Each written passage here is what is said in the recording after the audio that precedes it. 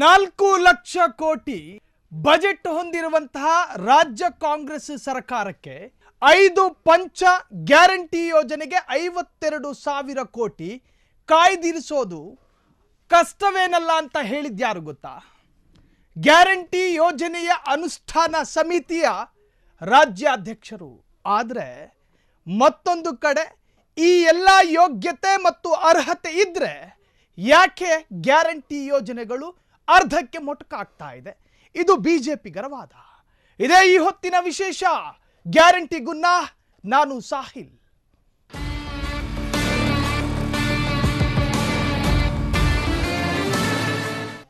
ವಿಧಾನಸೌಧದ ಬಾಗ್ಲಲ್ಲಿ ನಿಂತುಕೊಂಡು ರಾಜ್ಯದ ಜನ ಅರ್ಜಿ ಹಾಕದೆ ಕೊಟ್ಟಂತಹ ಯೋಜನೆಗಳು. ರಾಜ್ಯದ ಜನ ಹಠ ಹಿಡಿದಿರಲಿಲ್ಲ. ಯಾವೊಂದು ವರ್ಗದ ಜನರು ಕೂಡ ಜಿದ್ದಿಗೆ ಬಿದ್ದಿರಲಿಲ್ಲ. ವೇದಿಕೆ ಕಟ್ಟಿಕೊಂಡ್ರು, ಗ್ಯಾರಂಟಿ ಸ್ಕೀಮ್ಗಳನ್ನು ವೈಭವೀಕರಿಸಿದ್ರು.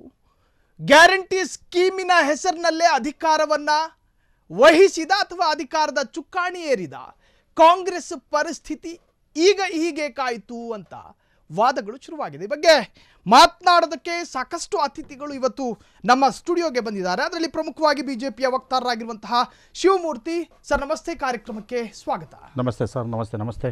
ಎಸ್, ಇನ್ನು ಆಪು ವಕ್ತಾರರಾಗಿರ್ತಕ್ಕಂತಹ ರವೀಶ್ ದಾಸಪ್ಪ ಕೂಡ ಈ ಚರ್ಚೆಯಲ್ಲಿ ಭಾಗಿಯಾಗ್ತಾರೆ. ಅವರಿಗೂ ಕೂಡ ಕಾರ್ಯಕ್ರಮಕ್ಕೆ ಸ್ವಾಗತ ಸರ್. ನಮಸ್ತೆ. ನಮಸ್ತೆ. ಎಸ್, ಇನ್ನು ಪ್ರಮುಖವಾಗಿ ಕಾಂಗ್ರೆಸ್ನ ವಕ್ತಾರರು ಪ್ರತಿಯೊಂದು ಪ್ರಶ್ನೆಗೂ ಕೂಡ ಸಮರ್ಥವಾಗಿ ಉತ್ತರವನ್ನ ಕೊಡಲೇಬೇಕಾದಂತಹ ಸಂದಿಗ್ಧ ಸ್ಥಿತಿಯಲ್ಲಿ ಕೂತ್ಕೊಂಡಿದ್ದಾರೆ.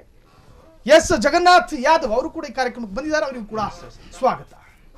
ನಾನು ಪ್ರಥಮವಾಗಿ ನಿಮಗೆ ಈ ಉತ್ತರ ಕೊಡೋದಕ್ಕೆ ಮುಖ ಇದೆಯೋ ಅಥವಾ ಧೈರ್ಯ ನಿಮಗೆ ಸಾಕಾಗಬಹುದೋ ಗೊತ್ತಿಲ್ಲ. ಕೊಡುವ ಯೋಗ್ಯತೆ ಮತ್ತು ಸಾಮರ್ಥ್ಯ ಮತ್ತು ಅವಕಾಶ ಇಲ್ಲದೆ ಇದ್ರೆ ಗ್ಯಾರಂಟಿ ಸ್ಕೀಮ್ಗಳ ಹೆಸರಿನಲ್ಲಿ ಯಾಕೆ ಸರ್ಕಾರದಲ್ಲಿ ಅಥವಾ ರಾಜ್ಯದಲ್ಲಿ ಅಧಿಕಾರವನ್ನ ಗಿಟ್ಟಿಸ್ಕೊಂಡ್ರಿ ಅಂತ ನೀವು ಇವಾಗ ಏನ್ ಪದ ಉಚ್ಚಾರಣೆ ಮಾಡಿದ್ರಲ್ಲ, ಆ ಪದನ ವಾಪಸ್ ಇಸ್ಕೋಬೇಕು ಅಂತೇಳಿ ನಾನು ನಿಮ್ಮ ಮಾಧ್ಯಮದ ವಿನಂತಿ ನಾನು ಕಾರಣ ಕೊಡಕ್ ಹೋಗ್ತೀನಿ. ಎಲ್ಲಾ ಕ್ವಶನ್ ತಾವು ಸ್ವತಂತ್ರ ಇದ್ದೀರಿ, ನಾನು ಉತ್ತರ ಕೊಡೋಕ್ಕೂ ಸ್ವತಂತ್ರ ಇದ್ದೀನಿ. ಪಾರ್ಟಿಯಿಂದ ಬಂದಿರೋದ್ರಿಂದ ನಾನೇನೇ ಕೇಳಿ ಯೋಗ್ಯತೆ ಅನ್ನೋದನ್ನ ತಾವು ಕ್ಷಮಿಸ್ಬೇಕು ಅಂತ ನನ್ನೊಂದು ಒತ್ತಾಯ. ಈಗ ಯಾಕೆ ಈ ಮಾತು ಹೇಳಿದ್ದೀನಿ ಅಂದ್ರೆ, ನಿಮ್ಮ ಪ್ರಶ್ನೆ ನನ್ಗೆ ಅರ್ಥ ಆಗಿದೆ, ನಾನು ಉತ್ತರ ಕೊಡ್ತೀನಿ. ಜನರು ಕೇಳಿಲ್ಲ, ನಾವಾಗ ಕೊಟ್ಟಿದ್ದೀವಿ, ಅದನ್ನ ಇವಾಗ ಅನುಷ್ಠಾನ ಮಾಡಾಯ್ತು. ಇಡೀ ಕರ್ನಾಟಕ, ಇಡೀ ಭಾರತದಲ್ಲೇ ಯಾವುದೇ ಗ್ಯಾರಂಟಿನ 5 ತಿಂಗಳಲ್ಲಿ ಅನುಷ್ಠಾನ ಮಾಡಿರೋದು ಒಂದು ಗ್ಯಾರಂಟಿ ಅಲ್ಲ, 5 ಗ್ಯಾರಂಟಿನ ನಾವು ಅನುಷ್ಠಾನ ಮಾಡಿದೀವಿ. ಅಲ್ಪ ಸ್ವಲ್ಪ ಏನೋ ಹೆಚ್ಚು ಕಡಿಮೆ ಆಗಿರುತ್ತೆ. ಅದಕ್ಕಂತ ಯೋಗ್ಯತೆ ಅಂತ ಪದ ನೀವು ತಪ್ಪಾಗಿದೆ. ಒಂದು ನಿಮಿಷ ನಿಮ್ಗೆ ವಿವರಣೆ ಕೊಡ್ತೀನಿ. ವಿವರಣೆ ಕೊಡ್ತೀನಿ. ಒಂದು ನಿಮಿಷ ಸರ್. ಮಾಧ್ಯಮದಲ್ಲಿ ಬಿತ್ತರಿಸಿದ್ದೆ ಕರೆಕ್ಟ್ ಅನ್ಬೇಡಿ. ಅವ್ರು ಏನು ಕಾರಣದಿಂದ ಸಂಬಳ ಅಲ್ಲ, ತಿಂಗಳಿಗೆ ಟಾಣ್ ಅಂತ ಅಂದ್ರೆ ನಿಮ್ಗೆ ಸಂಬಳ ಕೊಟ್ರೇನೆ ಮನೆ ನಡೆಯೋದು, ನಮಗೂ ಅಷ್ಟೇ ಸಂಬಳ ಕೊಟ್ರೇನೆ ಮನೆ ನಡೆಯೋದು. ಆ ಒಂದು ಅರ್ಥದಲ್ಲಿ ನಿಮ್ಗೆ ಮೋಸ ಆಗೋದಿಲ್ಲ. ಬದಲಾವಣೆ ಆಗಿದೆ, ಆ ಸಮಯಕ್ಕೆ ಕೊಟ್ಟಿಲ್ಲ, ಆದ್ರೆ ಯಾವತ್ತೂ ಕಳ್ಳೆಕ್ಕ ಕೊಟ್ಟಿಲ್ಲ. ನಿಮ್ಮ ಅಕೌಂಟಿಗೆ ಏನ್ ನೀವು ಬಂದು ಜಮೆ ಆಗ್ಬೇಕು ಅದು ಜಮೆ ಆಗುತ್ತೆ. ನೀವು ಕೇಳೋಷ್ಟು ಪ್ರೆಷರ್ ಆಗಿ ಕೇಳೋತರ ಸಂಬಳ ಅಲ್ಲ ಇದು ಅಂತ ಅಷ್ಟೇ ಪದ ಉಚ್ಚಾರಣೆ ಅಷ್ಟೇ. ನೀವು ಅದಕ್ಕೆ ವಿಶೇಷ ಕಲ್ಪನೆ ಮಾಡಿಕೊಂಡು ಅಕ್ಕಿಗೆ ರೆಕ್ಕೆ ಪುಕ್ಕ ಸೇರಿಸ್ದಂಗೆ ಎಲ್ಲಾ ವಿವರಣೆ ಕೊಟ್ಟಿದ್ದೀರಾ, ಸಂತೋಷ ಸರ್. ನೀವು ಸ್ವತಂತ್ರ ಇದ್ದೀರಾ. ತಮ್ಮ ಕ್ವಶನ್ಗೆ ಜಾರ್ಜ್ ಅವರು ಉತ್ತರ ನೀವು ಅಪವಾದ ಅಂತ ಹೇಳೋದನ್ನ ಮಾತ್ರ ನಾನು ಒಪ್ಪಲಿಕ್ಕೆ ಸಾಧ್ಯ ಇಲ್ಲ. ನಾನೆಲ್ಲ ಕರ್ನಾಟಕ ಜನತೆನೂ ಅಷ್ಟೇ. ಕಾರಣ ಹೇಳ್ತೀನಿ ಕೇಳಿ. ಅವ್ರು ಹೇಳಿದ್ದು ಸಂಬಳ ಅಂದ್ರೆ ಕರೆಕ್ಟ್ ಆಗಿ ಬರೋದು, ಇದು ಸಂಬಳ ಅಲ್ಲ, ತಮಗ್ ಕೊಡ್ತಾ ಇರೋದು. ಸಮರ್ಥಿಸ್ಕೊಳ್ತಾ ಇಲ್ಲ ಸರ್. ಈ ಪದ ಉಚ್ಚಾರಣೆ ವಿವರಣೆ ಅಷ್ಟೇ. ಪದ ಅವ್ರ ತಾವ್ ಹೇಳ್ದಂಗ ಆ ಇಂಟೆನ್ಷನ್ ಅಲ್ಲಿ ಅವ್ರು ಉಚ್ಚಾರಣೆ ಮಾಡಿಲ್ಲ. ಅವರು ಸೀನಿಯರ್ ಮೋಸ್ಟ್ ಇದಾರೆ. ಹಿಂಬಾಗ್ಲದಿಂದ ಹೈಜಾಕ್ ಆಗಿ ಪಕ್ಷಕ್ಕೆ ಸೇರ್ಪಡೆ ಆದವರಲ್ಲ. ಯೂತ್ ಕಾಂಗ್ರೆಸ್ ಇಂದ ಹಿಡಿದು 40-45 ವರ್ಷ ಪಕ್ಷಕ್ಕೆ ದುಡ್ದವ್ರು. ಅವರು ದುಡ್ದಿದ್ದಾರೆ. ಅವ್ರಿಗೆ ಗೊತ್ತು ಸಾಮಾನ್ಯವಾಗಿ ಹೇಗ್ ಮಾತಾಡ್ಬೇಕು ಅಂತ ಗೊತ್ತು. ಅವ್ರು ಮಾತಾಡಿದ್ದಾರೆ. ಆ ಉಚ್ಚಾರಣೆ ನಿಮ್ಮ ಭವಿಷ್ಯ ಮಾಧ್ಯಮದ ಮುಖಾಂತರ ಎಲ್ಲ ಜನರಿಗೆ ನೋಡಿ ಸರ್. ಒಂದು ಅದೇನೇ ಊರಂದ್ಮೇಲೆ ಇನ್ನೊಂದು ಇದ್ದೇ ಇರುತ್ತೆ ಅನ್ನೋ ಲೆಕ್ಕಕ್ಕೆ ಆ ವಿವರಣೆ ನೀವು ಕೊಡ್ತಾ ಇದ್ದೀರಾ, ಸಂತೋಷ. ಆದ್ರೆ ಆ ಪದ ಉಚ್ಚಾರಣೆ ಅವ್ರು ಮಾಡಿಲ್ಲ. ಅವ್ರು ಮೋಸ್ಟ್ ಸೀನಿಯರ್ ಮಿನಿಸ್ಟರ್ ಇದ್ದಾರೆ ನಮ್ಮ ಪಕ್ಷಕ್ಕೆ. ಆ ತರ ಉಚ್ಚಾರಣೆ ಅವ್ರು ಮಾಡಲ್ಲ. ಅವ್ರೇನು ಅದೇನೋ ಹೇಳ್ತಾರಲ್ಲ, ಅವರು 0 ಇಂದ ಇವತ್ತಿನ ಏನ್ ಮಟ್ಟಕ್ಕೆ ದಾಟಿದ್ದಾರೆ ಅಲ್ಲಿದ್ದಾರೆ. ಅವ್ರಿಗೂ ಜನರ ಕಷ್ಟ ಗೊತ್ತು. ಶಿವಮೂರ್ತಿ ಸರ್, ಯಾವ್ದು ಪ್ರತ್ಯಕ್ಷವಾಗಿಯೂ ಪರೋಕ್ಷವಾಗಿಯೂ ಅದನ್ನ ಸಮರ್ಥಿಸಿಕೊಳ್ಳುವಂತಹ ಧಾವಂತಕ್ಕೆ ಬಿದ್ದಿದ್ದಾರೆ. ನನಗೆ ನಗು ಬರ್ತಾ ಇದೆ ಸರ್ ಇದು ನೋಡಿದ್ರೆ. ಪಾಪ ಎಷ್ಟೋ ಜನರುಗಳು ಇದನ್ನೇ ನಂಬ್ಕೊಂಡಿದ್ದಾರೆ. 2,000 ನಂಬ್ಕೊಂಡು ಔಷಧಗಳು ಅವರು ಇದ್ದಾರೆ. 2,000 ನಂಬ್ಕೊಂಡು ಬಾಡಿ ಕಟ್ಟೋರಿದ್ದಾರೆ. ಇವತ್ತು ಅದಕ್ಕೋಸ್ಕರನೇ ಇವತ್ತು ಗೋಳಾಯ್ತಾರೆ 3 ತಿಂಗಳಿಂದ ದುಡ್ಡು ಕಳಿಸಿಲ್ಲ ಸರ್. ಶ್ರೀರಾಮಚಂದ್ರ ಒಂದೇ ಒಂದು ಮಾತಕ್ಕೋಸ್ಕರ ಏನ್ ಮಾಡಿದ ಅಂತ ಹೇಳಿದ್ರೆ ಅಷ್ಟು ಬಿಟ್ಬಿಟ್ಟು ವನವಾಸಕ್ಕೆ ಹೋದಂತೆ. ಇವ್ರು ಕೊಟ್ಟಿರೋದು ಪ್ರಣಾಳಿಕೆಯಲ್ಲಿ ಇದೆ ಸರ್. ಪ್ರಣಾಳಿಕೆಯಲ್ಲಿ ಇದ್ರೂ ಕೂಡ ಇವತ್ತು ಗಂಟನು 3 ತಿಂಗಳಾಗಿದೆ. ಪಾಪ ಎಲ್ಲರೂ ಈ ಗೋಳು ಇಕ್ಕತ್ತಾ ಇದ್ದಾರೆ ಸರ್. ಎಲ್ಲರೂ ಏನ್ ಮಾಡ್ತಾ ಇದ್ದಾರೆ ಇವರು ಸರ್ಕಾರ? ಹಂಗಿದ್ಮೇಲೆ ಯಾಕೋಸ್ಕರ ಇವ್ರು ಕಟ್ಬೇಕಾಗಿತ್ತು? ಯಾಕೋಸ್ಕರ ಪ್ರಣಾಳಿಕೆಯಲ್ಲಿ ಹೇಳ್ಬೇಕಾಯ್ತು? ಯಾಕೋಸ್ಕರ ತಿಂಗಳು ಕಳಿಸ್ತೀನಿ ತಗೋ ಗೃಹಲಕ್ಷ್ಮಿ ಆಗಿರ್ಬೋದು, ಯಾವುದೇ ಒಂದು ಭಾಗ್ಯ ಆಗಿರ್ಬೋದು, ಅಷ್ಟು ಭಾಗ್ಯದಲ್ಲೂ ಕೂಡ ಇವಾಗಂಟನು ಯಾವುದು ಇದಾಗಿದೆ ಹೇಳಿ? ಇವ್ರು ಕೊಡ್ತೀನಿ ಅಂತ ಹೇಳ್ಬಿಟ್ಟು ಇವತ್ತು ಕೊಡ್ತೀನಿ, ನಾಳೆ ಕೊಡ್ತೀನಿ, ಇನ್ನೊಂದು 1 ವರ್ಷ ಕೊಡ್ತೀನಿ ಅಂತ ಹೇಳಿದ್ರೆ ಇರೋರು ಏನ್ ಮಾಡ್ಬೇಕು? ಇದೇ ನಂಬ್ಕೊಂಡಿದಾರಲ್ಲ, ಅವ್ರಿಗೇನ್ ಮಾಡ್ಬೇಕು? ಸರ್ ನಂದು ವಿವರಣೆ ಇದೆ, ಅವ್ರ ಉತ್ತರ ಸರ್. ಒಂದೇ ನಿಮಿಷ. ಅವ್ರು ಏನ್ ಹೇಳಿದ್ರು ಅದನ್ನ ನಂಬ್ಕೊಂಡು ಔಷಧಿ ತಗೊಳ್ಳೋರು ಇದ್ದಾರೆ ಅಲ್ವಾ, ಅದನ್ನ ನಂಬ್ಕೊಂಡು ಬಾಡಿಗೆ ಕಟ್ಟೋರು ಇದ್ದಾರೆ. ತಡ ಆಗಿದೆ. ನಮ್ಮ ರಾಜ್ಯದ ಜನ ಏನೋ ಬಡವರಲ್ಲ, ಸಾಮಾನ್ಯ ವರ್ಗದವ್ರು ಅಷ್ಟೇ. ಲೋವರ್ ಮಿಡಲ್ ಕ್ಲಾಸ್ ಅಂದ್ರೆ ಹೈಯರ್ ಪೊಸಿಷನ್ ಅಲ್ಲಿ ಇಲ್ಲ, ಲೋವರ್ ಮಿಡಲ್ ಅಂದ್ರೆ ಸಂಬಳ ನಂಬಿ ಮನೆ ನಡೀತಾ ಇದೆ. ಈ ಖರ್ಚಲ್ಲಿ ಸಾರ್ ಹೇಳ್ದಂಗೆ ನಾನು ಒಪ್ಪುತ್ತೀನಿ. 3 ತಿಂಗಳಿಂದ ಕಳ್ಸಿಲ್ಲ ಸತ್ಯ. 3 ತಿಂಗಳಿಂದ ನಮ್ಮ ರಾಜ್ಯಕ್ಕೆ ಏನು GST ಬರುತ್ತೆ, ನಮ್ಮ ಭೂಪಟದಲ್ಲಿ ನಮ್ಮ ರಾಜ್ಯ ಇದೆ, ಭಾರತ ಭೂಪಟದಲ್ಲಿ ನಮ್ಮ ರಾಜ್ಯ ಇದೆ ಅಲ್ಲ ಅನ್ನೋದನ್ನೇ BJP ವಕ್ತಾರರು ನೆನಪಿಸ್ಕೊಳ್ಬೇಕು. ನಾನು ಅವ್ರಿಗೆ ನೆನಪಿಸ್ತೀನಿ. ಒಂದೇ ಒಂದು ನೀರಾವರಿಗಾಗ್ಬೋದು, GST ಪಾಲ್ಗಾದ್ರು ಅವ್ರು ಒಂದೇ ಒಂದು ಮಾತು ಇವತ್ತೇನು ಬೆಳಗ್ಗೆಯಿಂದ ಬಂಬಡಿ ಹೊಡಿತಾ ಇದ್ದಾರೆ, 3 ದಿನದಿಂದ ಇರಲಿ ಬೆಳಗ್ಗೆಯಿಂದ ಬಂಬಡಿ ಹೊಡಿತಾ ಇದ್ದಾರೆ ಬಂದಿಲ್ಲ ಅಂತ. ಒಂದೇ ಒಂದು ದಿನ GSTಗೆ ಇವ್ರಿಗೆ ನಮ್ಮ ಜೊತೆ ಸಹಕಾರ ಕೊಟ್ಟಿದ್ದಾರಾ? ಒಂದೇ ಒಂದು ದಿನ 20 ಚಿಲ್ಲರೆ MP ಇದ್ದಾಗ್ಲೂ ಇದೇ ಹಣೆ ಬರ ಇವ್ರದ್ದು, ಇದೇ ಹಣೆ ಬರ. ಇವತ್ತು 16-17 MP ಇದ್ದಾಗ್ಲೂ ಇವ್ರದ್ದು ಇದೇ ಹಣೆ ಬರ. ಭೂಪಟದಲ್ಲಿ ನಮ್ಮ ರಾಜ್ಯನ ಕಣ್ಮೆರೆ ಮಾಡಿದ್ದಾರೆ. ಒಂದ್ ನಿಮಿಷ ನಾನು ಅವರು ಮಧ್ಯದಲ್ಲಿ ನಾನು ಮಾತಾಡೋಣ, ಒಂದೇ ವಿವರಣೆ ಕೊಟ್ಬಿಡ್ತೀನಿ. ಅವರೇ ತಗೊಳ್ಳಿ. ತಪ್ಪಾಗಿದೆ, ರಾಜ್ಯದ ಜನರಲ್ಲಿ ಕ್ಷಮೆ ಯಾಚಿಸ್ತೀವಿ. ಅದು ಏನಿದೋ ಅದನ್ನ ಚುಪ್ತಾ ಮಾಡೋದಕ್ಕೆ ನಮ್ಮ ಸನ್ಮಾನ್ಯ ಮುಖ್ಯಮಂತ್ರಿಗಳು ಹೇಳಿದ್ದಾರೆ. ಅದು ಚುಪ್ತಾ ಆಗುತ್ತೆ. ಬಜೆಟ್ ಅನಿವಾರ್ಯ ಕಾರಣಗಳು, ಫಸ್ಟ್ ತಿಂಗಳು ಆಗಿಲ್ಲ, ಯಾವಾಗ್ಲೂ ಹಂಗೇನೆ. ಫಸ್ಟ್ ತಿಂಗಳು 2 ತಿಂಗಳು ಸೇರಿಸ್ಕೊಡ್ತಾ ಇದೀವಿ. ಯಾವತ್ತು ತಿಂಗಳ ಕೊಟ್ಟಿಲ್ಲ ನಾವು, 2 ತಿಂಗಳು 3 ಒಟ್ಟೊಟ್ಟಿಗೆ ಕೊಟ್ಟಿದ್ದೀವಿ. ಮೈಕ್ರೋ ಫೈನಾನ್ಸ್ ಸರ್ ಒಂದ್ ನಿಮಿಷ ಸರ್, ಮೈಕ್ರೋ ಫೈನಾನ್ಸ್ ಬಿಡಿ ಸರ್, ಮೈಕ್ರೋ ಫೈನಾನ್ಸ್ ನಮ್ದಲ್ಲ ಸರ್, ಇವರ ಪಾಪದ ಕೂಸು, BJP ಅವರ ಪಾಪದ ಕೂಸು. ನಾವು ಕೊಡ್ತಾ ಇರೋಂತ ಭಾಗ್ಯಗಳಿಂದ ದುಡ್ಡು ಸೇರಿಸಿ ಅವರು ಮೈಕ್ರೋ ಫೈನಾನ್ಸ್ಗೆ ಸಾಲ ತೀರಿಸ್ತಾ ಇದ್ದಾರೆ. ನಮ್ದಲ್ಲ ಸರ್. 24-36 ತಿಂಗಳು EMI ನಮ್ಮ ಸರ್ಕಾರದ, ನಮ್ದು ಇನ್ನೂ 12-18 ತಿಂಗಳು ಅಷ್ಟೇ ಆಗಿರೋದು. ಅಪವಾದ ಒರೆಸ್ಬೇಕು. ಕೋಣದ ಮುಂದೆ ಕಿಂದ್ರಿ ಬಾರಿಸ್ದಂಗೆ ಈ BJP ಅವ್ರ ಹತ್ರ ನಮ್ಮ ವಾದ, ಕಾಂಗ್ರೆಸ್ ಅವ್ರ ವಾದ. ನಮ್ಮದು ಒಂದೇ ಒಂದು ಒಕ್ಕರುಳು ಏನಾದ್ರು ಕೊಟ್ಟಿದಾರಾ? ನೀವ್ ಹೇಳಿ, ಮಾಧ್ಯಮದವ್ರು ನೀವು ಬಿತ್ತರಿಸ್ಬೇಕು. ಇವತ್ತೇನು ಹೇಳ್ತಾರೆ ಸರ್, ಇವರೇ ದೇಶದಲ್ಲೇ ಮೊದಲನೇ ಬಾರಿಗೆ ಗ್ಯಾರಂಟಿಗಳನ್ನ ಕಾಪಿ ಮಾಡಿದ ಶ್ರೇಯಸ್ಸು BJPಗೇನೆ. ಆಮೇಲೆ ಇನ್ನೊಂದು, ನಾವು ಕೊಡ್ತಾ ಇದೀವಿ ಅಂತ ಅವರು MP ಚುನಾವಣೆಯಲ್ಲಿ ಏನ್ ಮಾಡಿದ್ರು, ಎಲ್ಲಾ ರಾಜ್ಯಕ್ಕೆ ಮಾಡಿದ್ರು, ನಮ್ದನ್ನೇ ಕಾಪಾಡೋ ಗೀದಿ ಅಂತ ಏನೇನೋ ಮಾಡಿದ್ರು. ನಾನು ಹೇಳಕ್ ಒಂದೇ ಬಯಸ್ತೀನಿ, ಇವರ ಸ್ಟ್ಯಾಂಡ್ ಏನಂತ ಕೇಳಿ. ಇದೇ ಮುಂಚೆ ಇದೆಲ್ಲ ಬಿಟ್ಟಿ ಭಾಗ್ಯ ಅಂತ ಕತೆ ಕಟ್ಟಿದವ್ರು ಇವ್ರಿಗೆ ಯೋಗ್ಯತೆ ಅರ್ಹತೆ ಏನೂ ಇಲ್ಲ ನಮ್ಮ ಗ್ಯಾರಂಟಿಗಳ ಬಗ್ಗೆ ಮಾತಾಡಕ್ಕೆ. ಯಾಕಂದ್ರೆ ಬಗ್ಗೆ ಮಾತಾಡಬೇಡ, BJP ಬಗ್ಗೆನೇ ಹೇಳೋದು.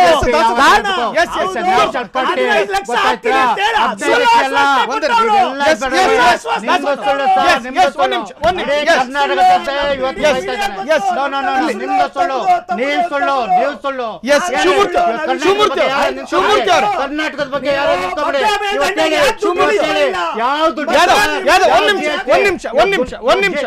ಒಂದ್ ನಿಮಿಷ ದಾಸಪ್ಪನವ್ರೆ, ಈ KJ ಜಾರ್ಜ್ ರವರ ವ್ಯಾಖ್ಯಾನ ಇತ್ತಲ್ಲ, ಮತದಾರರನ್ನ ಗುಲಾಮರು ಅಂತ ಅನ್ಕೊಂಡಿದಾರೋ ಏನೋ ಗೊತ್ತಿಲ್ಲ. ಸಂಬಳಕ್ಕ ಕಾಯ್ಬೇಡಿ ಅಂತಾರ್ರಿ. ಏನ್ ನಿರ್ಭಯ, ಏನ್ ನಿರಾತಂಕ ಆ ಮನುಷ್ಯನಲ್ಲಿ.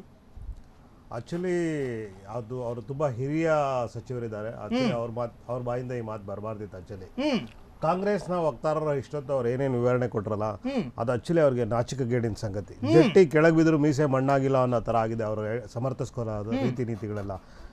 ಇವರು ಜನರಿಗೆ ಏನೇನು ಆಶ್ವಾಸನೆ ಕೊಟ್ಟು ಅಧಿಕಾರಕ್ಕೆ ಬಂದ್ರಲ್ಲ, ಅವರು ಬಂದಾಗಿಂದ ಇದುವರೆಗೂ ಯಾವ್ಯಾವ್ದು ಆಶ್ವಾಸನೆಗಳು ಕೊಟ್ಟಿದ್ದಾರೆ, ಅದರಲ್ಲಿ ಒಂದೇ ಒಂದು ಯೋಜನೆ ಮಾತ್ರ ಸದ್ಯದ ಪರಿಸ್ಥಿತಿಯಲ್ಲಿ ನೆರವೇರ್ತಾ ಇರೋದು. ಅದು ಮಹಿಳೆಯರಿಗೆ ಉಚಿತ ಬಸ್ ಪ್ರಯಾಣ ಏನಿದೆ, ಅದನ್ನ ಬಿಟ್ಟು ಮಿಕ್ಕಿದ ಯಾವುದೇ ಯೋಜನೆಗಳು ತಲುಪಬೇಕಾದಂತ ಪ್ರತಿಯೊಬ್ಬ ನಮ್ಮ ರಾಜ್ಯದ ಯಾರ್ಯಾರು ನಾಗರಿಕರಿದ್ದಾರೆ ಅವ್ರಿಗೆ ಯಾರಿಗೂ ಸರಿಯಾಗಿ ತಲುಪ್ತಾ ಇಲ್ಲ. ವಿದ್ಯಾನಿಧಿ ತಲುಪ್ತಾ ಇಲ್ಲ. ಎಲೆಕ್ಟ್ರಿಸಿಟಿ ಅದರಲ್ಲಿ ತುಂಬಾ ಗೊಂದಲಗಳನ್ನ ಇದಾವೆ. ಆಮೇಲೆ ಪಡಿತರ ಚೀಟಿ ಇದುವರೆಗೂ ಸಿಕ್ಕಿಲ್ಲ. ಗೃಹಲಕ್ಷ್ಮಿ ಯೋಜನೆ 3 ತಿಂಗಳಿಂದ ನಿಲ್ಲಿಸಿದ್ದಾರೆ. ಇವರು ಆಮ್ ಆದ್ಮಿ ಪಕ್ಷದ ಯೋಜನೆಗಳನ್ನ ಕಾಪಿ ಮಾಡ್ಕೊಂಡು ಅಧಿಕಾರಕ್ಕೆ ಬಂದು ಹೆಂಗೆ ಅಂದ್ರೆ ಕೋತಿ ಮೊಸರು ತಿಂದು ಮೇಕೆ ಬಾಯಿಗೆ ಒರೆಸ್ತು ಅನ್ನೋ ತರ ಎರಡೂ ಪಕ್ಷದವರು ನಮ್ಮ ಜನಪ್ರಿಯ ಯೋಜನೆಗಳನ್ನ ಕಾಪಿ ಮಾಡಿಕೊಂಡು ಅವ್ರ ಮೇಲೆ ಇವ್ರ ಮೇಲೆ ಇವರು ಕೆಸರಚಾಟ ಮಾಡ್ಕೊಂಡಿದ್ದಾರೆ ಹೊರತು ಇವಾಗ ರಾಜ್ಯದ ಹಿತದೃಷ್ಟಿ ಬೇಕಾಗಿಲ್ಲ ಎರಡೂ ಪಕ್ಷಗಳಿಗೆ. ಎರಡೂ ರಾಜಕೀಯ ಪಕ್ಷಗಳು, ರಾಷ್ಟ್ರೀಯ ಪಕ್ಷಗಳು ಒಬ್ಬರ ಮೇಲೊಬ್ಬರು ಕೆಸರಚಾಟಿದ್ದಾರೆ. ಇದುವರೆಗೂ ಸಹ ಬಿಜೆಪಿ ಪ್ರಾಮಾಣಿಕವಾಗಿ ಹೋರಾಟ ಮಾಡಿಲ್ಲ. ಈ ಜನಪ್ರಿಯ ಯೋಜನೆಗಳು ಏನು 5 ಕೊಟ್ಟಿದ್ರಲ್ಲ ಸಿದ್ದರಾಮಯ್ಯ ಸಾಹೇಬರು, ಈ ಯೋಜನೆಗಳಿಗೆ ಕೊಟ್ಟಿದ್ದು ಒಳ್ಳೇದಿತ್ತು, ಆದ್ರೆ ಅದನ್ನ ಕಾರ್ಯರೂಪಕ್ಕೆ ತಂದಿಲ್ಲ. ಅದನ್ನ ಸರಿಯಾಗಿ ನಡೆಸ್ತಾ ಇಲ್ಲ, ಸರಿಯಾಗಿ ಸಿಗಬೇಕಾದಂತ ಜನಗಳಿಗೆ ತಲುಪಿಸ್ತಾ ಇಲ್ಲ. ಆ ವಿಷಯವಾಗಿ ಬಿಜೆಪಿ ಮತ್ತೆ ಜೆಡಿಎಸ್ ಎರಡೂ ಅಂಗಪಕ್ಷಗಳು ದೆಹಲಿಯಲ್ಲಿ ನೆಲ ಕಚ್ಚಿದೆ, ಗೊತ್ತಾಯ್ತಾ? ನೆಲ ಕಚ್ಚಿದೆ. ತುಂಬಾ ಸಮಯ ಇದೆ, ತುಂಬಾ ಸಮಯ ಇದೆ. ಇಲ್ಲ, ನಾನು ಹೇಳ್ಬಿಡ್ತೀನಿ, ಕಂಟಿನ್ಯೂ ಮಾಡ್ತೀನಿ. ನಿಮ್ಗೆ ತುಂಬಾ ಸಮಯ ಇದೆ, ನೀವು ಮಾತಾಡಿ. ಎಲ್ಲಾ ಯೋಜನೆಗಳು ಹಳ್ಳ ಹಿಡಿದಿದೆ. ಒಂದೇ ಒಂದು ಯೋಜನೆ ಮಾತ್ರ ನಾನು ಹೇಳ್ತಾ ಇದ್ದೀನಿ, ಶಕ್ತಿ ಯೋಜನೆ ಮಾತ್ರ ಅದು ಜನರಿಗೆ ತಲುಪ್ತಾ ಇದೆ. ಬಿಟ್ರೆ ಮಿಕ್ಕಿದ ಎಲ್ಲಾ ಯೋಜನೆಗಳು ಹಳ್ಳ ಹಿಡಿದೆ. ಇವ್ರಿಗೆ ಅದರಲ್ಲಿ ಜೆಡಿಎಸ್ ಇರ್ಬೋದು, ಬಿಜೆಪಿ ಇರ್ಬೋದು, ಕಿಂಚಿತ್ತು ಯೋಜನೆ ಇಲ್ಲ. ಇವ್ರಿಗೆ ಏನಿದ್ರು ಗೊತ್ತಾ, ಬಣ ಬಡಿದಾಟ. ಬಿಜೆಪಿನಲ್ಲಿ ಕಾಂಗ್ರೆಸ್ ಅಲ್ಲಿ ಹೆಗ್ಣಗಳು ಸತ್ತು ಬಿದ್ದಿದೆ ಅವ್ರವ್ರ ತಟ್ಟೆಗಳಲ್ಲಿ, ಅದು ನೋಡ್ಕೋತಾನೆ ಇಲ್ಲ. ಎರಡು ಪಕ್ಷಗಳು ಬರೀ ಇನ್ನೊಬ್ಬರ ಮೇಲೆ ಗೂಬೆ ಕೂರಿಸೋದು, ಜನರ ದಾರಿ ತಪ್ಪಿಸೋದು. ಜನರಿಗೆ ಏನಂದ್ರೆ ಏನಾದ್ರು ಈ ತರ ಬೆಲೆ ಏರಿಕೆ ವಿಷಯ ಬಂದಾಗ ಅಥವಾ ಯಾವ್ದಾದ್ರು ಯೋಜನೆಗಳು ಸರಿಯಾಗಿ ತಲುಪದೇ ಇದ್ದಾಗ ಜನಗಳು, ಮಾಧ್ಯಮದವರು ಅದನ್ನ ಎತ್ತಿಡಿದ್ರೆ, ಮಾಧ್ಯಮದವರು ಅದನ್ನ ತೋರಿಸಿ ಜನಗಳಿಗೆ ತೋರಿಸಿದ್ರೆ ಮಾಧ್ಯಮಗಳ ಮೇಲೆ ಗೂಬೆ ಕೂರಿಸ್ತಾರೆ, ಮಾಧ್ಯಮಗಳ ಮೇಲೆ ಟೀಕೆ ಮಾಡ್ತಾರೆ, ಮಾಧ್ಯಮಗಳಿಂದ ಪರವಾಗಿ ಜನಗಳ ದಾರಿ ತಪ್ಪಿಸ್ತಾರೆ. ಉದಾಹರಣೆಗೆ ನಾನು ಹೇಳ್ತೀನಿ, ಮೆಟ್ರೋದು ಪ್ರೈಸ್ ಬೆಲೆ ಏರಿಕೆ ಆದಾಗ ಬಿಜೆಪಿ ಹೋರಾಟ ಮಾಡಲಿಲ್ಲ, ಬಾಣಂತಿಯರ ಸಾವಾದಾಗ ಬಿಜೆಪಿ ಹೋರಾಟ ಮಾಡಲಿಲ್ಲ, ಮೂಢ ಹಗರಣನ ಕೇವಲ ಸುಮ್ಮನೆ ಕಾಟಾಚಾರಕ್ಕೆ ಹೋರಾಟ ಮಾಡಿದ್ರು. ಎರಡೂ ಪಕ್ಷಗಳು ಭ್ರಷ್ಟಾಚಾರ ಇರ್ಬೋದು, ಆಂತರಿಕ ಬಡಬಡಿದಾಟ ಇರ್ಬೋದು, ಮತ್ತೆ ಈ ಯೋಜನೆಗಳು ಏನೇನು ಕೊಟ್ಟಿದಾರಲ್ಲ, ಬಿಜೆಪಿ ಸಹ ಈ ಉಚಿತ ಯೋಜನೆಗಳಿಂದ ಏನು ಹೊರತಾಗಿಲ್ಲ. ಮಧ್ಯಪ್ರದೇಶದಲ್ಲಿ ಲಾಡ್ಲಿ ಬೆಹನಾ ಅಂತ ಶಿವರಾಜ್ ಸಿಂಗ್ ಚೌಹಾಣ್ ಅವರು ಮಾಮಾ ಕಾ ವಾದಾ ಹೈ ಅಂತ ಹೇಳ್ಬಿಟ್ಟು ತಗೊಬಂದ್ರು. ಗಂಟಾ ಏನು ಕೊಟ್ಟಿಲ್ಲ, ನಾನು ಈ ಪದ ಬಳಕೆ ಮಾಡಬಾರ್ದು, ಸಾರಿ. ಆದ್ರೆ ಈ ಎರಡೂ ರಾಷ್ಟ್ರೀಯ ಪಕ್ಷಗಳು ಏನಿದೆಯಲ್ಲ, ಎರಡೂ ರಾಷ್ಟ್ರೀಯ ಪಕ್ಷಗಳು ರಾಜ್ಯದಲ್ಲಿ ಕಾಂಗ್ರೆಸ್, ರಾಷ್ಟ್ರದಲ್ಲಿ ಭಾರತೀಯ ಜನತಾ ಪಾರ್ಟಿ, ಎರಡೂ ಪಕ್ಷಗಳು ಜನರಿಗೆ ಉಂಡೆನಾಮ ಆಗ್ತಾ ಇದೆ. ಯಾವ ತರ ಅಂದ್ರೆ ಇಟ್ ಇಸ್ ಪ್ರೀ ಪ್ಲಾನ್ಡ್ ಧೋಕಾ, ಪ್ರೀ ಪ್ಲಾನ್ ಧೋಕಾ, ಬರೀ ಮೋಸ, ಧರ್ಮಗಳ ಮಧ್ಯೆ ಜಗಳ ತಂದಿಟ್ಟೋದು ಬಿಜೆಪಿ ಕೆಲಸ. ಕಾಂಗ್ರೆಸ್ ಕೆಲಸ ಏನಂದ್ರೆ ಯೋಜನೆಗಳ ಮೂಲಕ ಜನರಿಗೆ ಉಂಡೆನಾಮ ಹಾಕೋದು. ಇವ್ರಿಗೆ ರಾಜ್ಯದ ಅಭಿವೃದ್ಧಿ ಬೇಕಾಗಿಲ್ಲ, ರಾಷ್ಟ್ರದ ಅಭಿವೃದ್ಧಿ ಬೇಕಾಗಿಲ್ಲ, ಬರೀ ಬಣ ಬಡಿದಾಟ ಜನಗಳನ್ನ ಒಡೆದು ಹಾಳೋ ನೀತಿನಲ್ಲಿ ಇವರು ನಿಸ್ಸೀಮರಿದ್ದಾರೆ. ಇವರು ಬರೀ ಕುತಂತ್ರ ತಂತ್ರ, ಅವ್ರನ್ನ ಇವ್ರು ಹೆಂಗ್ ಕಾಲೆಳಿಬೇಕು, ಇವ್ರನ್ನ ಹಂಗ್ ಕಾಲೆಳಿಬೇಕು. ಇವಾಗ ಉದಾಹರಣೆ, ನಮ್ಮ ರಾಜ್ಯದಲ್ಲಿ ನೀವು ನೋಡ್ತಾ ಇದ್ದೀರ, ದಿನಾ ಬೆಳಗ್ಗೆಯಿಂದ ಸಂಜೆವರೆಗೂ ಅಧ್ಯಕ್ಷರನ್ನ ಹೆಂಗಾರು ಮಾಡಿ ಕೆಳಗಿಳಿಸಬೇಕು ಅಂತ ಸಿದ್ದರಾಮಯ್ಯ ಸಾಹೇಬ್ರದ್ದು ಒಂದು ಬಣ ಇದೆ. ಅವರು ಸೈಲೆಂಟ್ ಆಗಿ, ಮೊನ್ನೆವರೆಗೂ ಸೈಲೆಂಟ್ ಇದ್ದವರು ಈಗ DK ಸಾಹೇಬ್ರ ಬಣನೂ ಸಹ ಅವರು ಈಗ ಚಾಲ್ತಿಗೆ ಬಂದಿದ್ದಾರೆ. ಒಬ್ಬೊಬ್ಬರೇ ಹೇಳಿಕೆಗಳನ್ನ ಕೊಡ್ತಾ ಇದ್ದಾರೆ. ಅಂದ್ರೆ ಇವ್ರದ್ದು ಏನಂದ್ರೆ ಯಾವಾಗ್ಲೂ ಇವರೇ ಚಾಲ್ತಿಯಲ್ಲಿ ಇರ್ಬೇಕು, ಮುನ್ನಡೆಯಲ್ಲಿ ಇರ್ಬೇಕು. ಯಾವಾಗ್ಲೂ ಜನರ ಕಷ್ಟ ಸುಖ ಸ್ಪಂದನೆಗೆ ಇವರು ಯೋಚನೆ ಮಾಡಲ್ಲ, ಬರೀ ಬಣ ಬಡಿದಾಟ. ಬಿಜೆಪಿ ಅವ್ರನ್ನ ಹೆಂಗ್ ಕಾಲು ಎಳಿಬೇಕು, ಇವ್ರನ್ನ ಹೆಂಗ್ ಕಾಲು ಎಳಿಬೇಕು, ಬೆಳಗ್ಗೆಯಿಂದ ಸಂಜೆವರೆಗೂ ಬಣ ಬಡಿದಾಟ ಮಾಡ್ಕೋತಾರೆ. ಲಾಸ್ಟ್ ಅಲ್ಲಿ ಅಮಾಯಕ ಕರ್ನಾಟಕ ಜನತೆ ಇವ್ರು ಓಟ್ ಹಾಕಿದ್ರಿಂದ ಕಣ್ಣೀರಲ್ಲಿ ಕೈ ತೊಳಿತಾ ಇದ್ದಾರೆ. ಅದು ಇವ್ರಿಗೆ ಅರ್ಥ ಆಗ್ತಾ ಇಲ್ಲ. ಎಸ್ ಯಾದವ್ ಅವರೇ, ಒಂದ್ ಕಡೆ ಕಾಪಿಗಳ ನಿರ್ಮಾತೃ ಅದೇ ತರದಲ್ಲಿ ಅವ್ರು ಮಾತಾಡಿದ್ದು, ನಮ್ಮ ಸ್ಕೀಮ್ಗಳನ್ನ ಅವ್ರು ಕಾಪಿ ಮಾಡ್ಕೊಂಡಿದ್ದಾರೆ ಅಂತ. ಅದು ನಿರ್ಮಾತೃ ದೆಹಲಿ ಸೋತಿದ್ದಾರೆ, ಅದು ಬೇರೆ ವಿಚಾರ. ಆದರೆ ನಿಮ್ಮಲ್ಲಿ ಜನಪರವಾದಂತಹ ಕಾಳಜಿ ಇಲ್ಲದೆ ಇರತಕ್ಕಂಥ ನಾಯಕರೇ ಜಾಸ್ತಿ ಅವರವರ ಅಸ್ತಿತ್ವವನ್ನು ಉಳಿಸಿಕೊಳ್ಳೋದಕ್ಕಾಗಿ ಹೋರಾಟ ಮಾಡ್ತಾ ಇದ್ದಾರೆ. ಆದರೆ ಬಣಬಡಿದಾಟಗಳ ರೂಪದಲ್ಲಿ ಅದು ಕಾಣ್ತಾ ಇದೆ. ಈ ಅರ್ಥದಲ್ಲಿ ಮಾತನಾಡ್ತಾ ಇದ್ದಾರೆ, ಏನು ಹೇಳ್ತೀರಿ ಸರ್? ಇವಾಗ ಅವರು ನೋಡಿ ಸರ್, ಒಂದು ರಾಷ್ಟ್ರೀಯ ಪಕ್ಷ ಇವತ್ತು AAP, ಅವರು ಎಲ್ಲಿಗಿದ್ದಾರೆ ಅನ್ನೋದು ನಾನು ಹೇಳ್ಬೇಕಾಗಿಲ್ಲ. ಅವ್ರ ಥರ ನಾನು ಆ ಪ್ರಚಾರ ಗಿಟ್ಟಿಸ್ಕೊಳ್ಬೇಕಾಗಿಲ್ಲ. ಕಾಂಗ್ರೆಸ್ಗೆ ತನ್ನದೇ ಆದಂಥ ಒಂದು ಅಸ್ತಿತ್ವ ಇದೆ, ಪ್ರಚಾರನೂ ಇದೆ. ಅವ್ರು ಹೇಳಿ, ಅವ್ರು ಸ್ವತಂತ್ರ ಇದ್ದಾರೆ. ನಾನೇನು ಹೇಳಕ್ಕೆ ಇಚ್ಛೆ ಬಯಸ್ತೀನಿ ಅಂದರೆ, ಸರ್ ಇದೆಲ್ಲ ಸಣ್ಣ ಪುಟ್ಟ ತಪ್ಪುಗಳಾಗಿರೋದನ್ನ ಸರಿಪಡಿಸ್ತೀವಿ. ಬಜೆಟ್ ಇರೋದ್ರಿಂದ ಹೆಲ್ಡಪ್ ಆಗಿದೆ. ಸಂಬಂಧಪಟ್ಟಂಥ ಮಿನಿಸ್ಟ್ರು ಆಕ್ಸಿಡೆಂಟಲ್ಲಿ ತೊಂದರೆಯಲ್ಲಿ ಇದ್ದಿದ್ದರಿಂದ ಇವತ್ತಿನ ಏನು ಈ ಎಂತ ದೌರ್ಭಾಗ್ಯ ಅಲ್ವಾ, ಸಚಿವರಿಗೆ ಅಪಘಾತ ಆಗುವುದೇ ಒಂದು ಕಾರಣ ಅನ್ನೋದಾದ್ರೆ ಸರ್ ಹೇಳ್ತಾ ಇದೀನಿ ಸರ್, ವಿವರಣೆ ಕೊಡ್ತಾ ಇದೀನಿ ಸರ್. ಎಲ್ಲಿಂದ ತಪ್ಪುಗಳಾಗಿದ್ದು ಏಕ್ದಮ್ ಒಂದೇ ಸರ್ತಿ ತಪ್ಪಾಗ್ಬಿಡ್ತಾ, ಏಕ್ದಮ್ ನೀವು 10ನೇ ಫ್ಲೋರ್ ಒಟ್ಟಿಗೆ ಹತ್ತು ಬಿಡ್ತೀರಾ. ಎಲ್ಲಿಂದ ಸ್ಟಾರ್ಟ್ ಆಗಿದೆ ತಮ್ಗೆ ಹೇಳಿದೀವಿ.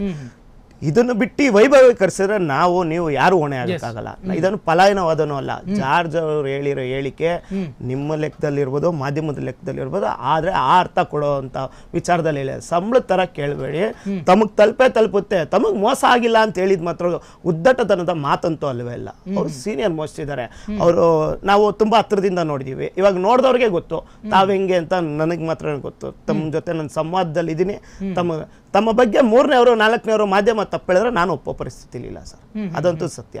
ಆ ವಿಚಾರವಾಗಿ ಅವ್ರಿಗೆ ಹೇಳಿಲ್ಲ. ಇದ್ರಲ್ಲಿ ನಮ್ಗೆ ಯಾವುದೇ ಥರದ ಅವ್ರನ್ನ ವೈಭವೀಕರಿಸ್ಬೇಕು. ಇನ್ನೇನಾದ್ರೂ ಅವ್ರು ಏನಾದ್ರು ಆ ದಾಟಿಲಿ ಮಾತಾಡಿದ್ರೆ ಫಸ್ಟ್ ಅವ್ರು ಕ್ಷಮೆ ಯಾಚಿಸ್ತಾ ಇದ್ರು. ಈ ದಾಟಿಲಿ ಅವ್ರು ಮಾತಾಡಿಲ್ಲ, ವೈಭವೀಕರಿಸ್ತಾರೆ. ವಿರೋಧ ಪಕ್ಷಕ್ಕೆ ಬೇರೆ ಕೆಲಸ ಇಲ್ಲ, ನಮ್ಮ ಟೀಕೆ ಮಾಡಬೇಕು, ಸಂತೋಷ ಮಾಡಲಿ. ಆದರೆ ಇವ್ರ ಥರ ಕೊಟ್ಟಿರೋದನ್ನ ಇಲ್ಲ ಅಂತ ಹೇಳೋದು, ಇವ್ರ ಸ್ಟ್ಯಾಂಡ್ ಏನು ಹೇಳಿ, ನಮ್ಮ ಗ್ಯಾರಂಟಿಗಳನ್ನ ಫಸ್ಟು ಉಡಾಫೆ ಮಾತಾಡಿದ್ದಿವ್ರೆ BJPಗರು ಮತ್ತೆಲ್ಲ ವಿರೋಧ ಪಕ್ಷಗಳು. ಏನಂತ ಉಡಾಫೆ ಮಾಡಿದ್ರು, ಇವ್ರ ಕೈಲಿ ಕೊಡೋಕ್ಕಾಗಲ್ಲ, ದಿವಾಳಿ ಆಗ್ಬಿಡುತ್ತೆ, ಹಂಗೆ ಹಿಂಗೆ ಏಲೆಲ್ಲ ಪುಂಖ ಕತ್ತಿ ಕಟ್ಟಿದ್ರು. ಇವತ್ತು ನಾವು ಕೊಟ್ಟು 18 ತಿಂಗಳು, ಸರ್ಕಾರ 16ನೇ ತಿಂಗಳು ನಡೀತಾ ಇದೆ. ನಾವು ಕೊಟ್ಟಿದ್ದೀವಿ, ನಾವು ಭರವಸೆ ಅಂತ ನಡೀತಾ ಇದ್ದೀವಿ. ಇವ್ರ ಥರ ಸುಳ್ಳು ಭರವಸೆ ಯಾಮಾರಿಸೋದು, ಒಂದು ರಾಜ್ಯಕ್ಕೆ ಒಂದು ಮಾಡೋದು, ಇನ್ನೊಂದು ರಾಜ್ಯಕ್ಕೆ ಒಂದು ಮಾಡೋದು, ಆ ಥರ ಏನಿಲ್ಲ. ನಮಗೆಲ್ಲನೂ ಒಂದೇ, ನಾವು ಮಾಡೇ ಮಾಡ್ತೀವಿ. ಸಣ್ಣ ಪುಟ್ಟ ಗೊಂದಲಗಳು ತಪ್ಪುಗಳು ಆಗಿದೆ, ಸರಿಪಡಿಸ್ತೀವಿ. ನಮ್ಮ ಪಕ್ಷ ಬಲಿಷ್ಠವಾಗಿದೆ. ನಮಗೆ 136+ ಸ್ಥಾನಗಳು ಇರೋದ್ರಿಂದ ಏನೂ ತೊಂದರೆ ಇಲ್ಲ. ಫಸ್ಟ್ ಅವರು ತಟ್ಟೆಯಲ್ಲಿ ಹೆಗಣ ಬಿದ್ದಿದೆ, ಅದನ್ನ ನೋಡೋಕ್ಕೆ ಹೇಳಿ. ಕೊಡಬೇಡ ಆಗಲ್ಲ ಅಂತ ಹೇಳ್ದವ್ರ ಮುಂದೆ ನಾವು ತೋರಿಸ್ಕೊಟ್ಟಿದ್ದೀವಿ, ಗ್ಯಾರಂಟಿಗಳನ್ನ ಕೊಟ್ಟು. ಇವತ್ತು ಅವ್ರ ಸ್ಟ್ಯಾಂಡ್ ಏನು, ಗ್ಯಾರಂಟಿ ಕೊಡಬೇಡ ಅಂತಾರೆ, ಕೊಡಿ ಅಂತಾರೆ. ಇವತ್ತು ಮಾತಾಡ್ತಾರೆ ಹೌಸಿಗೆ ಆಯಿತು, ಬಾಡಿಗೆ ಕಟ್ಟಬೇಕು, ಅವ್ರು ಹಂಗೆ ಮಾಡಬೇಕು. ಟೀಕೆ ಮಾಡೋವಾಗ ಇವ್ರಿಗೆ ಎಲ್ಲಿ ಇತ್ತು ಪರಿಜ್ಞಾನ? ನಮ್ಮ ಗ್ಯಾರಂಟಿಗಳ ಬಗ್ಗೆ 1.5 ವರ್ಷ ಮುಂಚೆ ಅವ್ರು ಕೊಡೋಕ್ಕಾಗಲ್ಲ, ಬರೀ ಬಾಯಿ ಹೇಳ್ರು. ನಮ್ಮ ನಂಬರ್ಸ್ ಬಂತು, ನಾವೇ ಅಸ್ತಿತ್ವಕ್ಕೆ ಬಂದು ನಾವೇ ರಾಜ್ಯಭಾರ ಮಾಡ್ತಾಯಿದ್ದೀವಿ. ಇವತ್ತು ನೋಡೋದಕ್ಕೆಲ್ಲ ಕಾಮಲೆ ಕಣ್ಣವನಿಗೆ ನೋಡಿದ್ದೆಲ್ಲ ಹಳದಿ ಅನ್ನಂಗೆ ನಮ್ಮ ಮೇಲೆ ಅಪವಾದ ಹೊರಿಸ್ತಾರೆ. ಸಂತೋಷ, ಅವ್ರು ಹೊರಿಸ್ಕೊಂಡು ಹೋಗ್ಲಿ. ಅವರು ಎಷ್ಟು ನಮ್ಮ ಮೇಲೆ ಅಪವಾದ ಹೊರಿಸ್ತಾರೋ ನಾವು ಬಲಿಷ್ಠವಾಗಿ ಆಗ್ತಾನೆ ಇರ್ತೀವಿ. ನಮ್ಮ ಗ್ಯಾರಂಟಿಗಳು ಜನಕ್ಕೆ ತಲುಪ್ತಾ ಇದೆ. ಅದಕ್ಕೊಂದು ದೊಡ್ಡ ಉದಾಹರಣೆ ಗ್ಯಾರಂಟಿ. AAP ವಕ್ತಾರರು ಹೇಳ್ದಂಗೆ ನಮ್ಮ ಬಸ್ಸು ಇಡೀ ರಾಜ್ಯಾದ್ಯಂತ ಓಡಾಡ್ತಾ ಇದ್ದಾರೆ. ನಮ್ಮ ಮಹಿಳೆಯರು ಸ್ವಾವಲಂಬಿ ಆಗಿದ್ದಾರೆ, ಎಲ್ಲಿ ಬೇಕಾದ್ರೂ ಓಡಾಡ್ತಾರೆ, ಏನು ಬೇಕಾದ್ರೂ ಮಾಡ್ತಾರೆ. ಇಡೀ ದೇವಸ್ಥಾನಗಳು, ಹುಂಡಿಗಳು, ಖಜಾನೆಗಳು ತುಂಬ ತುಳುಕ್ತಾ ಇದೆ. ವ್ಯಾಪಾರಸ್ಥರು ಚೆನ್ನಾಗಿದ್ದಾರೆ. ಎಷ್ಟೋ ಜನ ಸಿದ್ದರಾಮಯ್ಯ ಪೂಜೆ ಮಾಡ್ತಾ ಇದ್ದಾರೆ. ಏನೋ ರಾಜಕಾರಣ, ರಾಜ್ಯದ ಬಗ್ಗೆ ಅವ್ರಿಗೆ ಕಾಳಜಿ ಇಲ್ಲ, ನಮ್ಮ ಮೇಲೆ ಅಪವಾದ ಹೊರಿಸ್ತಾ ಇದ್ದಾರೆ. ಅವರು ರಾಜಕೀಯ ಮಾಡಲಿ, ನಾವು ಮುಂದುವರಿತೀವಿ. ಇನ್ನೂ 5 ವರ್ಷ ಕಾಲನೂ ನಮ್ಮದೇ ರಾಜ್ಯ. ಶಿವಮೂರ್ತಿ ಅವರೇ, ಬಿಜೆಪಿ ಭ್ರಷ್ಟಾಚಾರದ ಕೊಂಪೆ ಆಗಿದೆ. ಅವ್ರಿಗೆ ಏನ್ ನೈತಿಕತೆ ಇದೆ ನಮ್ಮ ಬಗ್ಗೆ ಮಾತನಾಡಕ್ಕಂತ ಅವ್ರು ಯಾದವ್ ಅಲ್ಲ. ಭ್ರಷ್ಟಾಚಾರ ಎಲ್ಲಿದೆ ಸರ್? ನಾನು ಹೇಳ್ತಾ ಇದ್ದೀನಿ ಕೇಳಿ. ಕಾಂಗ್ರೆಸ್ಸಿನಲ್ಲಿ ಅದೇನೋ ಅಂತಾರಲ್ಲ, ಅವ್ರ ಮಾತು ಅವ್ರಿಗೇನೆ. ಯಜ್ಞ ಸತ್ ಬಿದ್ದಿದ್ರು ಕೂಡ ಬೇರೆ ಕಡೆ ನೋಡ್ತಾರಲ್ಲ, ಅದು ಕೊಡ್ಲಿ ಸರ್. ಇವತ್ತು ನಾಳೆ ಕೊಡ್ಲಿ, ಕುತ್ಕೊಂಡಿದ್ದಾರ, ನಾಳೆ ಕೊಡ್ಲಿ. ಈಗ 3 ತಿಂಗಳಿಂದ ಕೊಟ್ಟಿಲ್ವಲ್ಲ ಸರ್, ನಾಳೆ ಕೊಡ್ಲಿ. ನಾಳೆ ತೀರ್ಮಾನ ಮಾಡ್ಲಿ, ಬಜೆಟ್ ತೀರ್ಮಾನ ಮಾಡ್ತೀನಿ, 7ನೇ ತಾರೀಕು ಮಾಡ್ತೀನಿ. ಸೆಂಟ್ರಲ್ ಗವರ್ಮೆಂಟ್ ಇಂದ ದುಡ್ಡು ಬಂದಿಲ್ಲ, ಅದ್ ಬಂದಿಲ್ಲ, ನಾಳೆ ಕೊಡ್ಲಿ ಸರ್. ನಮ್ ಜನ ಕೊಡ್ಲಿ ಸರ್, ಕರ್ನಾಟಕ ಜನಕ್ಕೆ ಕೊಡ್ಲಿ. ನಾವೇನ್ ಬೇಡ ಅನ್ನೋದಿಲ್ವಲ್ಲ, ಕೊಡ್ಲಿ. ನಾಳೆ ಕೊಡಿ, ಇವತ್ತು ನಾಳೆ ಕೊಡಿ, ನಮ್ಗೇನಂತೆ? ನೀವು ಆಯ್ತು ಕೊಡಿ, ಇವತ್ತು ಕೊಡಿ, 2-3 ದಿನದಲ್ಲ ಸರ್. ಇವರು ಕೇಂದ್ರ ಸಚಿವರು ಮಾತಾಡ್ತಾರ, ಅವತ್ತು ಅಕ್ಕಿ ಭಿಕ್ಷೆ ಬೇಡಿದ್ದು ಒಂದು ಬಾಕಿ.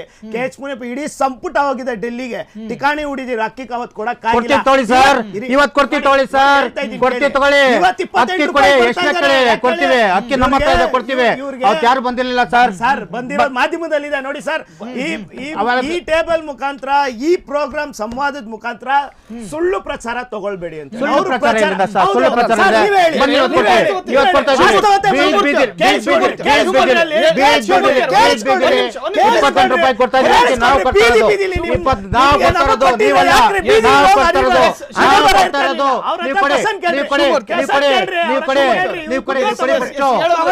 ಒಂದು ವಾಸ್ತವತೆ, ಅನರ್ಹ ಪಡಿತರ ಚೀಟಿಯನ್ನು ರದ್ದು ಮಾಡಬೇಕು ಅಂತೇಳಿ ಕೇಂದ್ರದ ಆದೇಶ ಬಂದ ನಂತರವೇ ರಾಜ್ಯ ಸರ್ಕಾರಕ್ಕೆ ಮುಂದಾಯಿತು. ಹೀಗೆಲ್ಲವೂ ಇದ್ದಾಗ ನಮ್ಮಲ್ಲೇ ನ್ಯೂನ್ಯತೆಗಳನ್ನು ಇಟ್ಕೊಂಡು ಎಷ್ಟಂತ ಅವ್ರನ್ನ ಪ್ರಶ್ನೆ ಮಾಡೋದು? ಸರ್ಕಾರಕ್ಕೆ, ರಾಜ್ಯ ಸರ್ಕಾರಕ್ಕೆ ಸಿಗಬಹುದಾದ ಅನುದಾನವನ್ನು ಕೇಂದ್ರ ಕೊಟ್ಟಿದ್ದಿದ್ರೆ ಇವರುಗಳು ಈ ಗ್ಯಾರಂಟಿ ಸ್ಕೀಮ್ಗಳನ್ನು ಚೆನ್ನಾಗಿ ನಿರ್ವಹಿಸ್ತಾ ಎಷ್ಟು GST ಪೇಯರ್. ನಾವು ಸೆಕೆಂಡ್ GST ಸೌತ್ ಅಲ್ಲೇ ನಾವೇ ಹೆಚ್ಚು ಕೊಡ್ತೀವಿ. ದಕ್ಷಿಣ ಭಾರತದ ಇವರಿಗೆ, ಬಿಜೆಪಿಗರಿಗೆ ದಕ್ಷಿಣ ಭಾರತ ನೋಡ ಅಸಡ್ಡೆ, ಉಡಾಫೆ. ಅದಕ್ಕೆ ನಮ್ ದಕ್ಷಿಣ ಭಾರತದಲ್ಲಿ ಇವರಿಗೆ ಹೆಬ್ಬಾಗಿಲೇ ಬಂದಾಗಿದೆ. ಅವರು 5 ರಾಜ್ಯಗಳಲ್ಲಿ ಇಲ್ಲ. ಇನ್ನು ಮುಂದಿನ ದಿನಗಳಲ್ಲಿ ಈ ಕಾಂಗ್ರೆಸ್ ಎಡವಿದ್ದಲ್ಲಿ ಇವರು ಎಚ್ಚರಗೊಳ್ಳಬೇಕಾದ ಜಾಗಗಳಲ್ಲಿ ಅಂತ ಸರ್. ಕಾಂಗ್ರೆಸ್ಗೆ ನಮ್ಮ ಕಳೆದ ಸಾರ್ವತ್ರಿಕ ಚುನಾವಣೆಯಲ್ಲಿ ರಾಜ್ಯದ ಜನ ಭಾರಿ ಬಹುಮತ ಕೊಟ್ಟು ಸುಭದ್ರ ಸರ್ಕಾರ ಕೊಟ್ಟಿದ್ರು. ಇವರು ಸರ್ಕಾರ ಬರುವವರೆಗೂ ತುಂಬಾ ಒಗ್ಗಟ್ಟಿಂದ DK ಶಿವಕುಮಾರ್ ಸಾಹೇಬರು, ಸಿದ್ದರಾಮಯ್ಯ ಸಾಹೇಬರು, ಸಂಪೂರ್ಣ ಎಲ್ಲಾ ರಾಜ್ಯದ ನಾಯಕರು ಕಾಂಗ್ರೆಸ್ ಅಲ್ಲಿ ಒಗ್ಗಟ್ಟಾಗಿ ಅವರು ಚುನಾವಣೆನ ಎದುರಿಸಿ ಈ ಗ್ಯಾರಂಟಿ ಯೋಜನೆಗಳನ್ನ ಜನರ ಮನೆ ಮನೆಗೆ ತಲುಪಿಸಿ ಅಧಿಕಾರ ಕಸಿದುಕೊಳ್ಳರಲ್ಲಿ ಯಶಸ್ವಿ ಆದ್ರು. ಆದ್ರೆ ಅಧಿಕಾರ ಸಿಕ್ಕಿದ ನಂತರ ಯಾವಾಗ ಇವ್ರಿಗೆ ಜನ ಫುಲ್ ಮ್ಯಾಂಡೇಟ್ರಿ ಕೊಟ್ರಲ್ಲ, ಭಾರಿ ಬಹುಮತ ಕೊಟ್ಟಾಗ ಇವ್ರಿಗೆ ಮುಖ್ಯಮಂತ್ರಿ ಸ್ಥಾನ ನಾನಾಗಬೇಕು ಅಂತ ಅಲ್ಲಿಂದನೇ ಪ್ರಾರಂಭ ಆಗಿದ್ದು ಮೊದಲನೇದಾಗಿ. ಅಲ್ಲಿ ಏನಾಯ್ತು, ಅಧಿಕಾರಕ್ಕೆ ಬರೋವರೆಗೂ ಇದ್ದಿದ್ದ ಒಗ್ಗಟ್ಟು ಇವ್ರಿಗೆ ಒಗ್ಗಟ್ಟು ಛಿದ್ರ ಆಗೋಯ್ತು.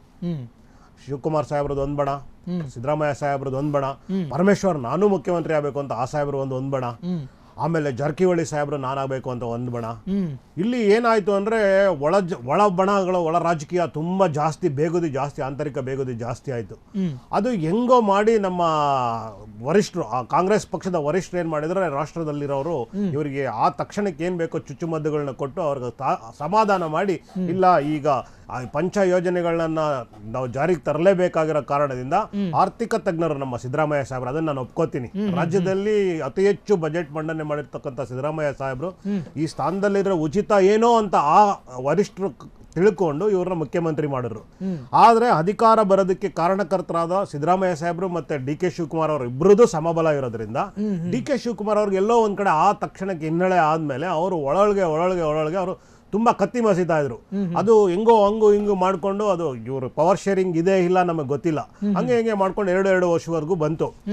ಅದ್ರ ಜೊತೆನಲ್ಲಿ ಏನಾದ್ರು ಇವರು ಅವಾಗವಾಗ ಮುನ್ನೆಲೆ ಬಿಡ್ತಿದ್ರು, ಮುಂದಿನ ಮುಖ್ಯಮಂತ್ರಿ ಡಿ ಕೆ ಶಿವಕುಮಾರ್ ಸಾಹೇಬ್ರು ಅಂತ ಅವ್ರ ಕಡೆ ಅವರು ಸ್ವಲ್ಪ ಜನ ಹೇಳೋದು, ಇವರು ನಾನು ಒದ್ದು ಕಿತ್ಕೋತೀನಿ ಅಂತ ಹೇಳಿದ್ದು, ಹಂಗೆಲ್ಲ ಆದಾಗ ಏನಾಯ್ತು, ಸಿದ್ದರಾಮಯ್ಯ ಸಾಹೇಬ್ರ ಬಣ ಏನ್ ಮಾಡ್ತು, ಇಂಡೈರೆಕ್ಟ್ ಆಗಿ ಮುಂಚೆಯಿಂದ ಇವರು ಕಾಂಗ್ರೆಸ್ ಇಂದ ನಡ್ಕೊ ಬಂದಿರೋದೇನಂದ್ರೆ ಒಬ್ಬ ವ್ಯಕ್ತಿಗೆ 1 ಹುದ್ದೆ ಅಂತ ನಡ್ಸ್ಕೊ ಬಂದಿದ್ರು. ಡಿ ಕೆ ಶಿವಕುಮಾರ್ ಸಾಹೇಬ್ರಿಗೆ 4 ಹುದ್ದೆಗಳಿದೆ ಇವತ್ತು ನಮ್ಮ ರಾಜ್ಯದಲ್ಲಿ. ಅವರು ಅಭಿಮಾನಿಗಳು, ಅವ್ರ ಕಾರ್ಯಕರ್ತರು ಹೇಳ್ತಾರೆ, ನಮ್ಮ ಸಾಹೇಬ್ರು 4 ಗಂಟೆವರೆಗೂ ಮಲ್ಕೊಳ್ಳಲ್ಲ, 2 ಗಂಟೆವರೆಗೂ ಮಲ್ಕೊಳ್ಳಲ್ಲ, ಕೆಲಸ ಮಾಡ್ತಾರೆ ಅಂತ.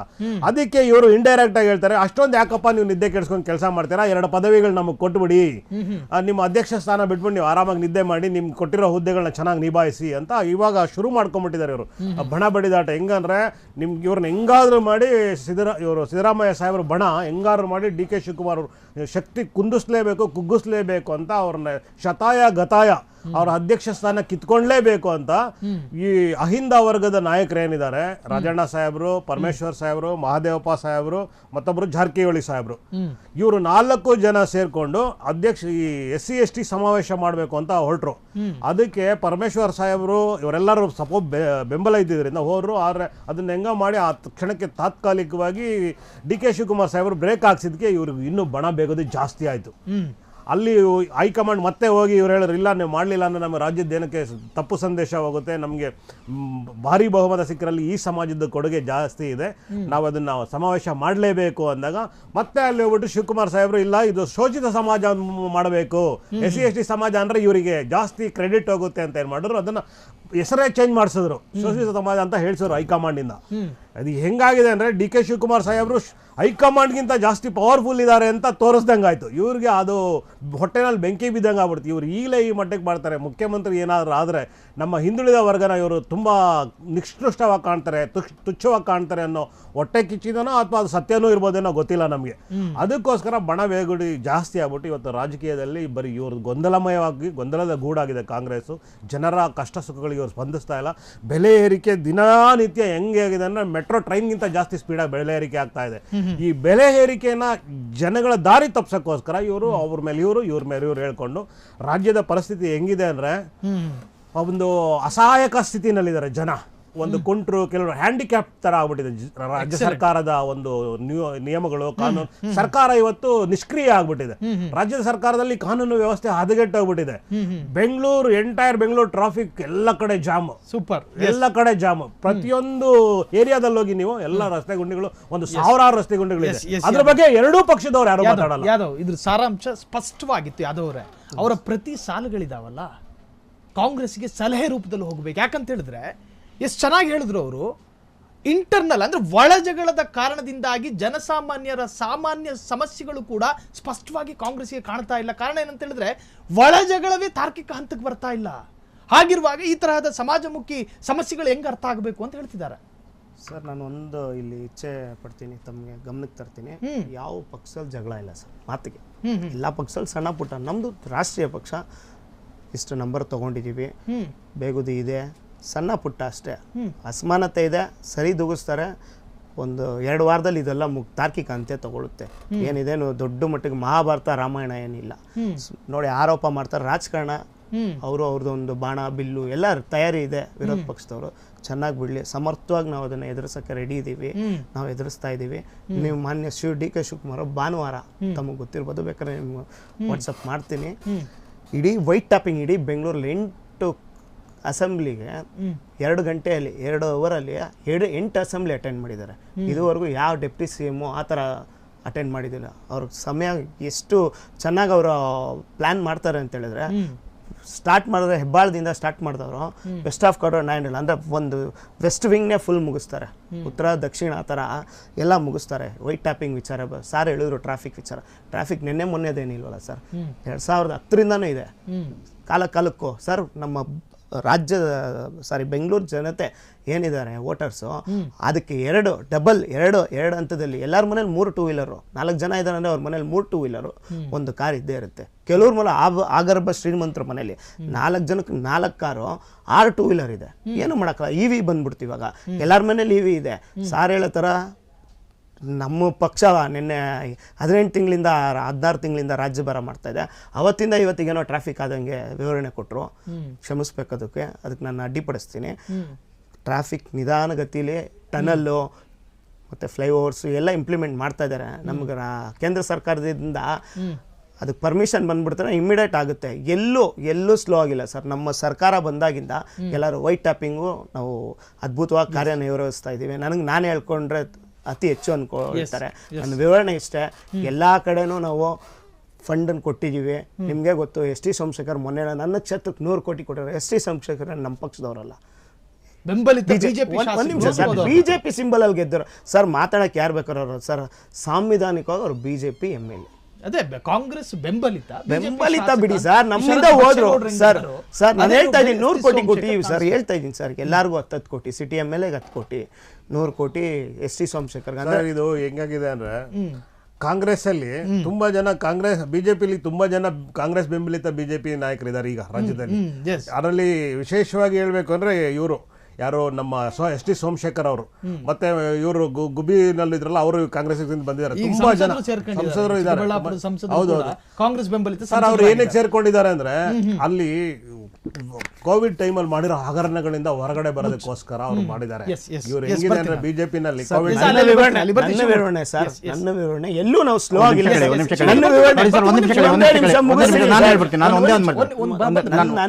ಏನಂದ್ರೆ, AP ಅವರ ಕ್ವಶನ್ಗೆ ನನ್ನ ಆಕ್ಷೇಪಣೆ ಅಷ್ಟೇ ಸರ್. ಅವರು ರಾಜಕಾರಣ ಮಾಡಕ್ಕಿದ್ದಾರೆ, ಮಾಡ್ಲಿ, ಸಂತೋಷ. ಅವ್ರಿಗೆ ಇನ್ನೂ ಅಧಿಕಾರ, ರಾಜ್ಯಕ್ಕೆ ಅಭಿವೃದ್ಧಿ ಬೇಕು ಅನ್ನೋ ಒಂದೇ ಒಂದು ಕಾರಣಕ್ಕೋಸ್ಕರ ದುಡ್ಡು ಕೊಡ್ತಾ ಇದ್ದಾರೆ ಹೊರತು ಬೇರೆ ಬೆಂಬಲ ಅನ್ನೋದಿಲ್ಲ. ಯಾರು ಸೇರಿಲ್ಲ, ಯಾವುದೇ ಪಕ್ಷಕ್ಕೆ ಹೋಗ್ತಾ ಇಲ್ಲ, ಯಾರು ಬಿಟ್ಟು ಹೋಗ್ತಾ ಇಲ್ಲ, ಯಾರು ಇದ್ ಮಾಡಿಲ್ಲ. 136 MLA ಪ್ಲಸ್ ಇದೀವಿ, ನಮ್ಗೇನು ST ಸೋಮಶೇಖರ್ ಅವಶ್ಯಕತೆ ಇಲ್ಲ. ಅನುದಾನ ಕೊಟ್ಟಿದ್ದೀರಾ ಅಷ್ಟೇ, ಅನುದಾನ ಕೊಟ್ಟಿದ್ದೀರಾ ಅಷ್ಟೇ. ಒಬ್ಬರಿಗೆ 100 ಕೋಟಿ ಕೊಟ್ಟಿದ್ದೀರಾ ಅಂತ ಬೇರೆ ಯಾರು ಕೊಟ್ಟಿದ್ದೀರಾ? ಬೇರೆ ಯಾರು ಕೊಟ್ಟಿದ್ದೀರಾ?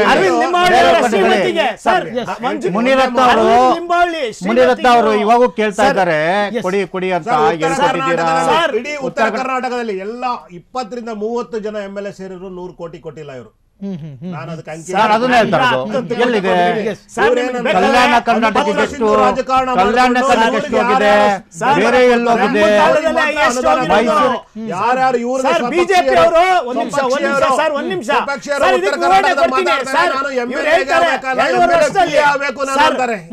ಕೋವಿಡ್ ಬಂದಂತ 2.5 ವರ್ಷದಲ್ಲಿ ಯಾವಾಗ್ಲೂ ಸಬ್ಬು ಬೇಳೆ ಕೆಲಸ ಆಗಲ್ಲ. ಶಿವಮೂರ್ತಿ ನೋಡಿ, 60ಕ್ಕೂ ಹೆಚ್ಚು ಬಿಜೆಪಿ ಶಾಸಕರಿದ್ದಾರೆ. ಎಲ್ಲೂ ಕೂಡ ಅನುದಾನದ ತಾರತಮ್ಯ ಕಾಂಗ್ರೆಸ್ ಮಾಡಿಲ್ಲ. ಸೋಮಶೇಖರ್ ಅವರಿಗೂ ಕೂಡ ಕೊಟ್ಟಿದೆ. ಆದ್ರೆ ಮುನಿರತ್ನ ಬೇರೆ ಕಥೆ ಹೇಳ್ತಾರೆ. ನೀವು ಹೇಳಿ, ನಿಮ್ಮ ಪಕ್ಷದ 60ಕ್ಕೂ ಹೆಚ್ಚು ಬಿಜೆಪಿ ಶಾಸಕರಿಗೆ ಸರಿಯಾದ ಅನುದಾನ ಸಿಗ್ತಿದ್ಯಾ? ಒಂದು ಪ್ರಶ್ನೆ. ಎರಡನೇದು, ಅವರ ಕಾಂಗ್ರೆಸ್ನ ಒಳಜಗಳ ಅನ್ನೋದು ಸಣ್ಣ ಸಮಸ್ಯೆ ಅಂತೆ. ಯಾವ ಸಣ್ಣ ಸಮಸ್ಯೆ? ಬಿಜೆಪಿಗೆ ಹೋಲಿಸಿದ್ರೆ ಅವರಲ್ಲಿ ಉಚ್ಚಾರಣೆ ಮಾಡ್ತಾರೆ. ಮುದಿಯ ಅಂದಿದ್ದಾರೆ ಯಡಿಯೂರಪ್ಪನ, ಅವರು ಸ್ವತಃ ಮಗ ಯಡಿಯೂರಪ್ಪನ ಮುದಿಯ ಅಂದಿದ್ದಾರೆ ಅವ್ರ ಮನೆಯಲ್ಲಿ ಅಂತ ಓಪನ್ ಸ್ಟೇಟ್ಮೆಂಟ್ ಕೊಡ್ತಾರೆ ಉತ್ತರ ಕರ್ನಾಟಕದಲ್ಲಿ ಕುತ್ಕೊಂಡು.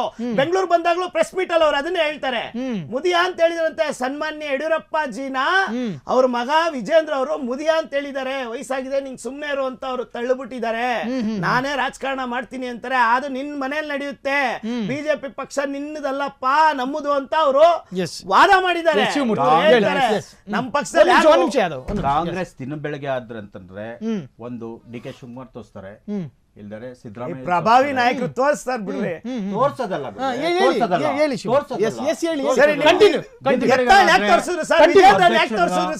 ಸಿಎಂ ಯಾರನ್ನಾರು ಮಾಡಬೇಕು, ಯಾವಾಗ ಕೆಳಗಿಳಿಸ್ಬೇಕು, ಸಿಎಂ ಯಾವಾಗ ಕೇಳ್ತಾರೆ, ಇಲ್ಲಿಂದ ಆಯ್ತಾರೆ ಡೆಲ್ಲಿಗೆ ಹೋಗೋದು. ದಲಿತರಂತೂ ಒಂದು ಕಾರ್ಯಕ್ರಮ ಮಾಡಕ್ಕಂತೂ ಬಿಡ್ತಾ ಇಲ್ಲ. ಇದುವರೆಗೂ 2 ಸಾರಿನ 3 ಸಾರಿನ ಪಾಪ ಪರಮೇಶ್ವರ್ ಟ್ರೈ ಮಾಡಿದ್ರು. ಯಾವ ಕಾರ್ಯಕ್ರಮ ಮಾಡಕ್ ಬಿಟ್ಟಿದ್ದಾರೆ ಸರ್ ಇವ್ರ ನಾಯಕರು? ದಲಿತರಿಗೆ ಯಾವ್ದಾರ ಕಾರ್ಯಕ್ರಮ ಮಾಡಕ್ ಬಿಟ್ಟಿದ್ದಾರೆ ಸರ್ ಇವ್ರಿಗೆ? ಇದೆಯಾ ಸರ್ ಇವ್ರಿಗೆ? ಯಾವ ನಾಯಕತ್ವದ ಮೇಲೆ ಹೇಳ್ತಾ ಇದ್ದಾರೆ ಸರ್? ಎಲ್ಲಿದೆ ಸರ್ ಇವ್ರದ್ದು? ಯಾವ ನಾಯಕತ್ವದ ಮೇಲೆ ನಮ್ಮ ಪಕ್ಷದ ಬಗ್ಗೆ ಮಾತಾಡ್ತಾರೆ? ಎಲ್ಲೋ ಏನೋ ನಡೆದಿದೆ ಅನ್ನೋಕ್ಕೋಸ್ಕರ ಯಾರು ಹೇಳ್ತಾರೆ ಸರ್? ಎಲ್ಲಿದೆ ಸರ್? ಎಲ್ಲಿದೆ ಸರ್ ಹೇಳಿ ಸರ್ ನೀವೇ. ಆಯ್ತಾ, ಯಾವ್ದೋ ಎಲ್ಲೋ ಮಾತಾಡಿದ್ ನೋಡ್ಬಿಟ್ಟು ಇವ್ರು ಏನು ಅಂತ ಹೇಳ್ತಾ ಇದಾರೆ. ನಾನು ಆ ಪದ ಬಳಸೋದಿಲ್ಲ, ನಾನು ಆ ಪದ ಬಳಸೋದಿಲ್ಲ, ನಾನು ಆ ಪದ ಬದಲಿಸೋದಿಲ್ಲ, ನಾನು ಆ ಪದ ಬದಲಿಸೋದಿಲ್ಲ. ನಾವೆಲ್ಲ ಅಪ್ಪಾಜಿ ಅಂತಾನೆ ಕರೆಯೋದು. ಈಗಲೂ ಕೂಡ ನಮ್ಮ ಇಲ್ಲ ಸರ್, ನಾನು ಹೇಳಿಲ್ಲ ಸರ್, ಹೇಳಿಲ್ಲ ಸರ್, ಕ್ಲಿಪ್ಪಿಂಗ್ ತಮ್ಮ ಮಾಧ್ಯಮದಲ್ಲಿ ಬಿತ್ತರಿಸಿ ಸರ್. ಹೇಳಿಲ್ಲ ಸರ್, ಕ್ಲಿಪ್ಪಿಂಗ್ ತೋರಿಸಿ ಹೇಳಿಲ್ಲ. ಹೇಳಿದ್ದಾರೆ ಇವ್ರು ಹುಟ್ಟಿಸ್ಕೊಂಡು ಬಿಜೆಪಿಯ ಪರಿಸ್ಥಿತಿ ಹೆಂಗಿದೆ ಅಂತ ಹೇಳಿದ್ರೆ, ಒಬ್ಬ ರಾಜ್ಯಾಧ್ಯಕ್ಷನ ಮಾತಿಗೆ ಕಿಮ್ಮತ್ತು ಕೊಡದಂತಹ ಬಿಜೆಪಿಯ ಹಾಲಿ MLA-ಗಳಿದ್ದಾರೆ. ಆ ಬಿಜೆಪಿ ರಾಜ್ಯಾಧ್ಯಕ್ಷ ಕೆಳಗಿಳಿಯೋವರೆಗೂ ನಾನು ಊಟನೇ ಮಾಡಲ್ಲ ಅಂತ ಜಿದ್ದಿಗೆ ಬಿದ್ದವರು ಕೆಲ ನಾಯಕರುಗಳು. ನಾನು ಚುನಾವಣೆ ರಾಜಕಾರಣಕ್ಕೆ ಬಂದಾಗ ಸಿದ್ದೇಶ್ವರ ಸಿದ್ಧಾಂತದಲ್ಲಿ ನಾವ್ ಯಾರನ್ನೇ ಅಧ್ಯಕ್ಷರ ಮಾಡಿದ್ರು ಕೂಡ ಎಲ್ಲಾರು ಅದು ಒಪ್ಕೊಂಡೇ ಇರ್ಬೇಕು. ಅದನ್ನ ಬಿಟ್ಟರೆ ಬೇರೆ ಏನು ಇಲ್ಲ. ಯಾರೇ ಏನೋ ಮಾತಾಡ್ತಾರಂದ್ರೆ ರಾಷ್ಟ್ರೀಯ ಪಕ್ಷ ಸರ್, ನಮ್ಮ ರಾಷ್ಟ್ರೀಯ ಪಕ್ಷ ಸರ್, ನಮ್ಮ ರಾಷ್ಟ್ರೀಯ ಪಕ್ಷ ಸರ್, ನಮ್ಮ ರಾಷ್ಟ್ರೀಯ ಪಕ್ಷ ಸರ್, ನಮ್ಮ ರಾಷ್ಟ್ರೀಯ ಪಕ್ಷ ಸರ್, ನಮ್ಮ ರಾಷ್ಟ್ರೀಯ ಪಕ್ಷ ಸರ್, ನಮ್ಮ ರಾಷ್ಟ್ರೀಯ ಪಕ್ಷ ಶಿಸ್ತು ಇಲ್ಲದೆ ಪಕ್ಷ ಸರ್, ನಮ್ಮ ರಾಷ್ಟ್ರೀಯ ಪಕ್ಷ ಶಿಸ್ತು ಅನ್ನೋದು ರಾಷ್ಟ್ರೀಯ ಪಕ್ಷ.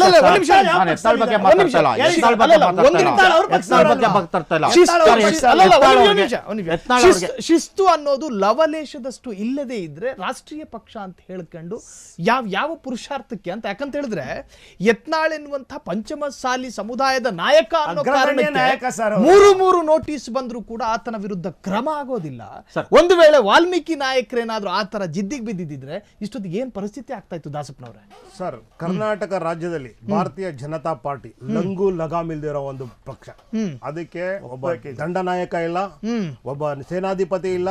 ಕಾಟಾಚಾರಕ್ಕೆ ಇವತ್ತು ಆ ಪಕ್ಷದ ಅಧ್ಯಕ್ಷ ಸ್ಥಾನದಲ್ಲಿ ಕುತ್ಕೊಂಡಿದ್ದಾರೆ ವಿಜೇಂದ್ರ ಅವರು. ಅವ್ರಿಗೆ ಆ ಪಕ್ಷ ನಡ್ಸಕ್ಕೆ ಆಗ್ತಾ ಇಲ್ಲ. ಹಿರಿಯರು ಕಿರಿಯರು ಅನ್ನೋ ಅಸಮಾಧಾನ ಇವತ್ತು ಇದೆ ಪಕ್ಷದಲ್ಲಿ. ಸನ್ಮಾನ್ಯ ಯತ್ನಾಳ್ ಸಾಹೇಬರು ವಾಚಾಮ ಗೋಚರ ಹೆಂಗೆ ಬಾಯಿಗೆ ಬಂದಂಗೆ ವಿಜೇಂದ್ರನ ನಿಂದಿಸಿದ್ದಾರೆ. ವಿಜೇಂದ್ರ ಅವ್ರಿಗೆ ಏನು ಅರ್ಹತೆ ಇಲ್ಲ. ವಿಜೇಂದ್ರ ಅವ್ರದ್ದು ಬರೀ ಅವ್ರ ಅಪ್ಪನ ಹೆಸರು ಹೇಳ್ಕೊಂಡು ಮಾತ್ರ ಅಧ್ಯಕ್ಷ ಆಗಿದ್ದಾರೆ ಬಿಟ್ರೆ ಇವರಿಗೆ ಈ ಸಮಾಜಕ್ಕೆ, ಲಿಂಗಾಯತ ಸಮಾಜ ಇರ್ಬೋದು, ಸಮಾಜದ ಶೋಷಿತ ವರ್ಗ ಇರ್ಬೋದು, ಹಿಂದುಳಿದ ವರ್ಗ ಇರ್ಬೋದು, ಯಾವುದೇ ಸಮಾಜಕ್ಕೆ ಇವ್ರ ಕೊಡುಗೆ ಇಲ್ಲ. ಇವರಲ್ಲಿ ಅನುಭವ ಎಳ್ಳಷ್ಟು ಇಲ್ಲ. ಹಿರಿಯರನ್ನ ಕಿರಿಯರನ್ನ ಹೊಂದಾಯಿಸ್ಕೊಂಡು ಹೋಗಕ್ ಆಗ್ತಾ ಇಲ್ಲ. ಇವರು ಯತೀಂದ್ರ ರಾವ್ ಬರೀ ಭ್ರಷ್ಟಾಚಾರದಲ್ಲಿ ಮುಳುಗಿದ್ದಾರೆ. ವಿಜೇಂದ್ರ ಅವರು ಬರೀ ಭ್ರಷ್ಟಾಚಾರದಲ್ಲಿ ಮುಳುಗಿದ್ದಾರೆ. ಇವತ್ತು ವಿಜೇಂದ್ರ ಏನಾದ್ರು ಯಡಿಯೂರಪ್ಪ ಜೈಲ್ಗೆ ಹೋಗೋ ಕಾರಣ ಅಂದ್ರೆ ಅದು ವಿಜೇಂದ್ರನೇ ಅಂತ ನೇರವಾಗಿ ಅವರು ಆರೋಪ ಮಾಡಿದ್ದಾರೆ. ಆದ್ರೆ ಭಾರತೀಯ ಜನತಾ ಪಕ್ಷದ ವರಿಷ್ಠರು ಒಂದೇ ಒಂದು ಸಣ್ಣ ಕ್ರಮ ತಗೊಂಡಿಲ್ಲ ಯತ್ನಾಳ್ ಅವ್ರ ಮೇಲೆ. ಅಂತ ಭ್ರಷ್ಟ ಬಿಜೆಪಿ ಸರ್ಕಾರ ಇವತ್ತು ಹೇಳ್ಕೊಳಕ್ಕೆ ನಾಚಿಕೆ ಮಾನ ಮರ್ಯಾದಿಲ್ಲ ಬಿಜೆಪಿಗೆ. ನೇರವಾಗಿ ಹೇಳ್ತಾ ಇದ್ದೀನಿ ನಾನು.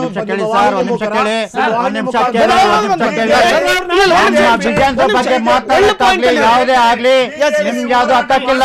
ಫಸ್ಟ್ ನಿಮ್ಮನ್ನ ನೋಡ್ಕೊಳ್ಳಿ, ಫಸ್ಟ್ ನಿಮ್ಮನ್ನ ನೋಡ್ಕೊಳ್ಳಿ, ನಿಮ್ಮನ್ನ ನೋಡ್ಕೊಳ್ಳಿ. ಯಾವ ಲೆಕ್ಕ ಒಂದ್ ನಿಮಿಷ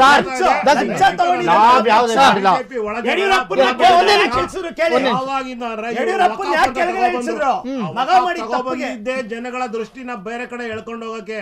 ಇವರಲ್ಲಿರೋ ಆಂತರಿಕ ಬಡ ಬಡಿದಾಟನ ಜನರಿಗೆ ದಿಕ್ಕು ತಪ್ಪಿಸೋಕೋಸ್ಕರ ವಕಾಫ್ ತಗೊಬಂದ್ರು. ವಕಾಫ್ ಹೋರಾಟದಲ್ಲಿ ಇವ್ರದ್ದು ಸಾಧನೆ ಶೂನ್ಯ. ವಕಾಫ್ ಅನ್ನೋದು ತಗೊಬಂದಿದ್ದೆ ಇವ್ರ ಭ್ರಷ್ಟಾಚಾರ ಮುಚ್ಕೊಳ್ಳೋಕೋಸ್ಕರ ಬಿಜೆಪಿ ಅವರು. ವಕಾಫ್ ಅಲ್ಲಿ ಯಾವ್ದು ಸತ್ಯಾಸತ್ಯತೆ ಇರಲಿಲ್ಲ. ಕೇವಲ ಡೆಲ್ಲಿನಲ್ಲಿ ಭ್ರಷ್ಟಾಚಾರ ಇದ್ದಿದ್ಕೋಸ್ಕರನೇ ದೆಹಲಿನಲ್ಲಿ ಭ್ರಷ್ಟಾಚಾರ ಇದ್ದಿದ್ದರೆ ಇವತ್ತು ಮೂಲೆ ಗುಬ್ಬಿಸಿರೋದು. ಡೆಲ್ಲಿನಲ್ಲಿ ಭ್ರಷ್ಟಾಚಾರ ಇದ್ದಿದ್ಕೋಸ್ಕರ ಮೂಲೆ ಬಿದ್ದಿತ್ತು. ಅಂತ ದೊಡ್ಡ ದೊಡ್ಡ ನಾಯಕರ ನಿಮ್ಮ ಕೇಜ್ರಿವಾಲ್ ಕುತ್ಕೊಂಡಿರೋದು. ನಮ್ಮ ಬಗ್ಗೆ ಮಾತಾಡ್ತಿರೋದು ಯಾವ ನೈತಿಕ ಇಟ್ಕೊಂಡು ಮಾತಾಡ್ತಾ ಇದ್ದೀರಾ ಬಿಟ್ಟು ಅವರ ಶಕ್ತಿ ಕುಂದಿಸಿ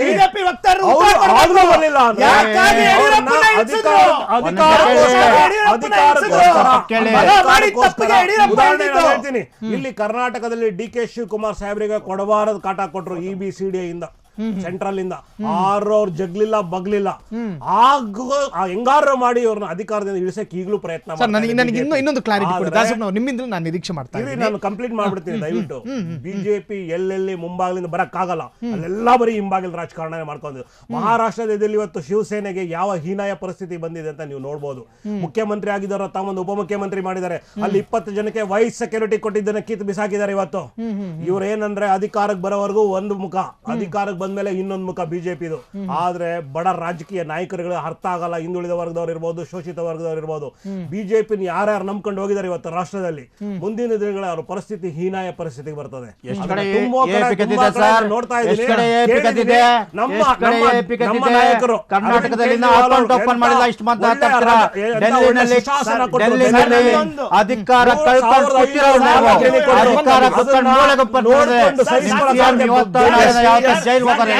ನಿಮ್ಮ ಕೇಜ್ರಿವಾಲ್ ಅವರು ಜೈಲ್ಗೆ ಹೋಗ್ತಾ ಇದ್ದಾರೆ. ಅದ್ರ ಬಗ್ಗೆ ಮಾತಾಡಿ. ಬಿಜೆಪಿ ಬಗ್ಗೆ ಮಾತಾಡಬೇಡಿ, ನಮ್ಮ ಅಧ್ಯಕ್ಷರ ಬಗ್ಗೆ ಮಾತಾಡಬೇಡಿ, ನಮ್ಮ ಅಧ್ಯಕ್ಷರ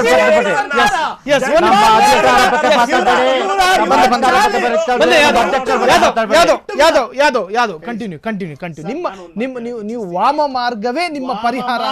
ಬಿಜೆಪಿ ಆಸ್ತಿ ವಾಮ ಮಾರ್ಗವೇ ಬಿಜೆಪಿ ಆಸ್ತಿ. ಅದು ಉತ್ತರ ಭಾರತದಲ್ಲಿ ನಡೀಬಹುದು, ದಕ್ಷಿಣ ಭಾರತದಲ್ಲಿ ನಡೆಯೋದಿಲ್ಲ. ಇದಕ್ ಮುಂಚೆ ನಡೆದಿದೆ ಕರ್ನಾಟಕದಲ್ಲಿ, ಇದಕ್ ಮೇಲೆ ನಡೆಯೋದಿಲ್ಲ.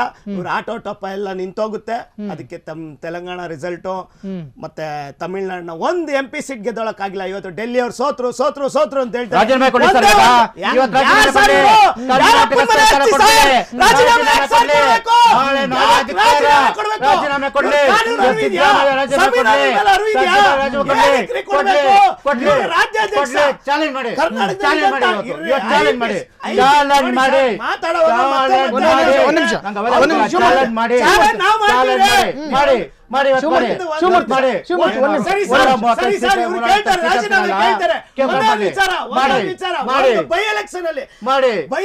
ಜೆಡಿಎಸ್ ಜೊತೆ ಮಿಂಗಲ್ ಆಗಿ ಇವ್ರ ಪಕ್ಷದಲ್ಲಿ ಒಬ್ಬ ಕ್ಯಾಂಡಿಡೇಟ್ ನ ಗೆಲ್ಸ್ಕೊಳಕ್ಕಾಗಿಲ್ಲ. ಇವತ್ತು ರಾಜೀನಾಮೆ ಕೊಡ್ರಿ, ನಾವು ಗೆದ್ಬಿಟ್ಟು ಬೈ ಎಲೆಕ್ಷನ್ ಅಲ್ಲಿ ಸೋತವರು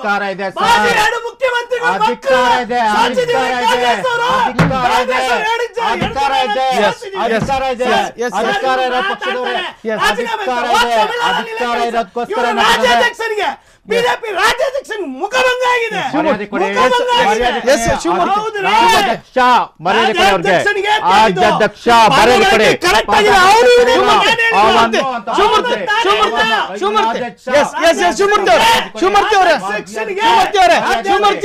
ಕಾಂಗ್ರೆಸ್ ವಕ್ತಾರ